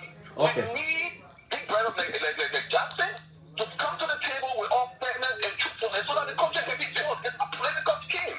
Okay, thank you. Thank you. We let you go. We go right here and talk to this caller. Hello? Yeah, good morning, Clarence. Good morning. Good morning to your guest. Emmanuel Quality, and I call you from the office of the Intellectual Alliance. Let's hear you. Well, Clarence, I listened to your guest and I'd like to respectfully disagree with Big Brother Amos Tue on some issues. I listened to the Big Brother as he outlined some of the relatively infinitesimal achievements of the Unity Party government, specifically with the educational sector. I listened to him, but Clarence, at the end of the Unity Party 12 years rulership, the president at the time, Madam Selly, how did she describe the educational system? She described it as a mess. So that alone is a clear indication that they did absolutely nothing with respect to improving the educational sector in our country. So you should not say it. Okay, sir. Let's go right here to the female line and take a female right here. Hello? Good morning. You know the female on the line? No, you gotta call your own name. No, I'm not your name. Good morning, Honorable Jackson and Honorable Tue. Good morning, they listening. This is Rose Baker calling from Bannerton. You know, I listen keenly and it's very interesting for me to take that. You know, so Mr. Tue, your government, the early Georgian government, has a lot of support because, well, they are just come for war and they're pumping a lot of money. Not only that was taught at the time. Female education, it was very low. A female that went to Harvard University, there were a whole lot of female drop off from school because they were they went into anything and so forth. So, I'm not going to Honorable Jackson, thank you so much, you know. You said, they all right. But sometimes you get somebody say, put this somewhere. And when you take it, I take it and put it to another place. Thank you. Thank you. Thank you, man. Thank you, man. Let's go here. Hello. Good morning, Lawrence. Good morning. It's Charles Ramos, and I'm in Monrovia. Let's hear you. I'd like to say good morning to the Secretary General of the Unity Party and Omer Jackson. You know, I'm from the interior abroad there. They say, the people say, don't let someone use your hands to take half palm notes from the fire. And that's why Omer Jackson allowed himself to be to this morning. He benefited anything, nothing at all. Maybe he's he's on some of those covert payrolls. Let's talk about the issues. Now the issue here, you can't defend when he's not able to defend. So when you get 5 minutes, I will take 2 minutes. When you get 10 minutes, I will take 4 minutes. So it's just that he has nothing more to say. Look, let me tell you what he fell off with Madam Salif. And he got disenchanted. When he wanted a share in El Nito, and he could not get, then he becomes bitter, and then he comes now to think that he can throw money at the Unity Party when he worked for the Unity Party people. Okay, thank you. Let me hear you. Hello. Good morning, Clarence. Good morning. Good morning to our dynamic Secretary General, Mr. Jackson. Good morning also. Good morning, Chief. Look, Mr. Jackson, as economists, you need to be very careful as to how you go about conducting yourself in this country. Listen.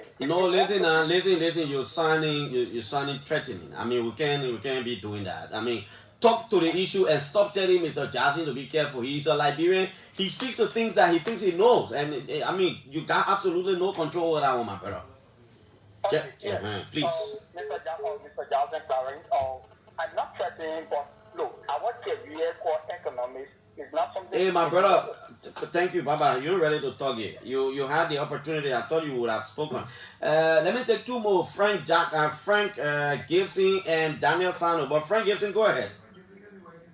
Good morning, Clarence. Good morning to your students. First of all, before I ask Mr. Jackson my question, I just want to clarify. Yeah, you made a terrible mistake this morning. It was Ellie, not Charles Taylor. It was Charles. It was actually Ellie Johnson, not Charles Taylor. So I just want to make that clear. Now, Mr. Jackson, you know, in a debate like this, you have to be objective. You have to speak to the issues. I believe that your opponent overshadow you in this particular debate here because you are not speaking to the exact issues whenever you are asked the questions. I think this is the problem with us citizens that support this government. We actually sometimes need to be fair and explain the details of the actions, the situation on the ground to our people, let the people better understand the conditions on the ground. You have been asked several questions on all issues. You have dodged all of those questions on the favor of the 1 billion people, the effect of the economy on the lives of our people. You have not answered those questions. They are very powerful. They are very important for our people. The economy, the body are rising to 800, yet the civil servant salary has still remained the same. The government needs to address those issues. They are very serious issues. So we need to address those issues. So please, Mr. Jackson, you have to be prepared coming to this kind of conversation with the facts and be in a better position to explain to us what actually we want to hear. Okay, thank you. To counter your opponent, but also speak to the issues whenever you are given a chance. Thank you very much. Thank you. Let me take Daniel Sano. Assistant Minister Benedict Kolba, probably out of courtesy, I can take you. I'll call you myself. Hello?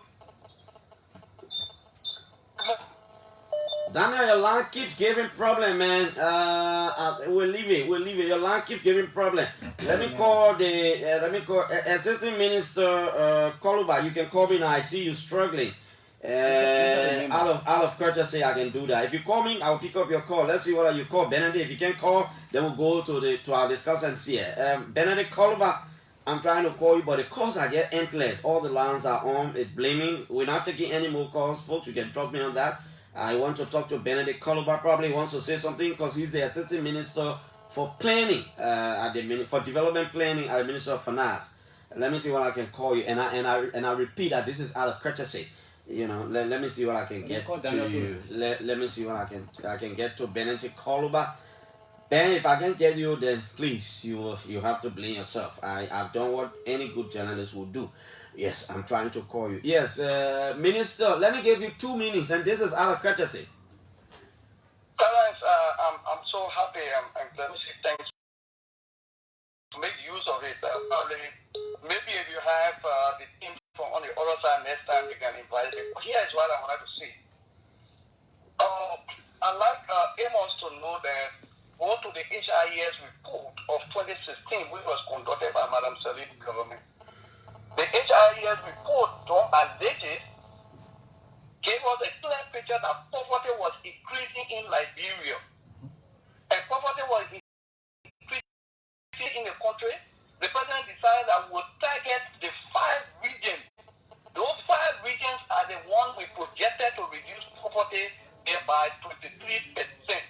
We didn't say we'll reduce poverty in the entire country because poverty was increasing on Madam Salih's government. It's that data. Have you done the 23% now in the regions? So here is it, right?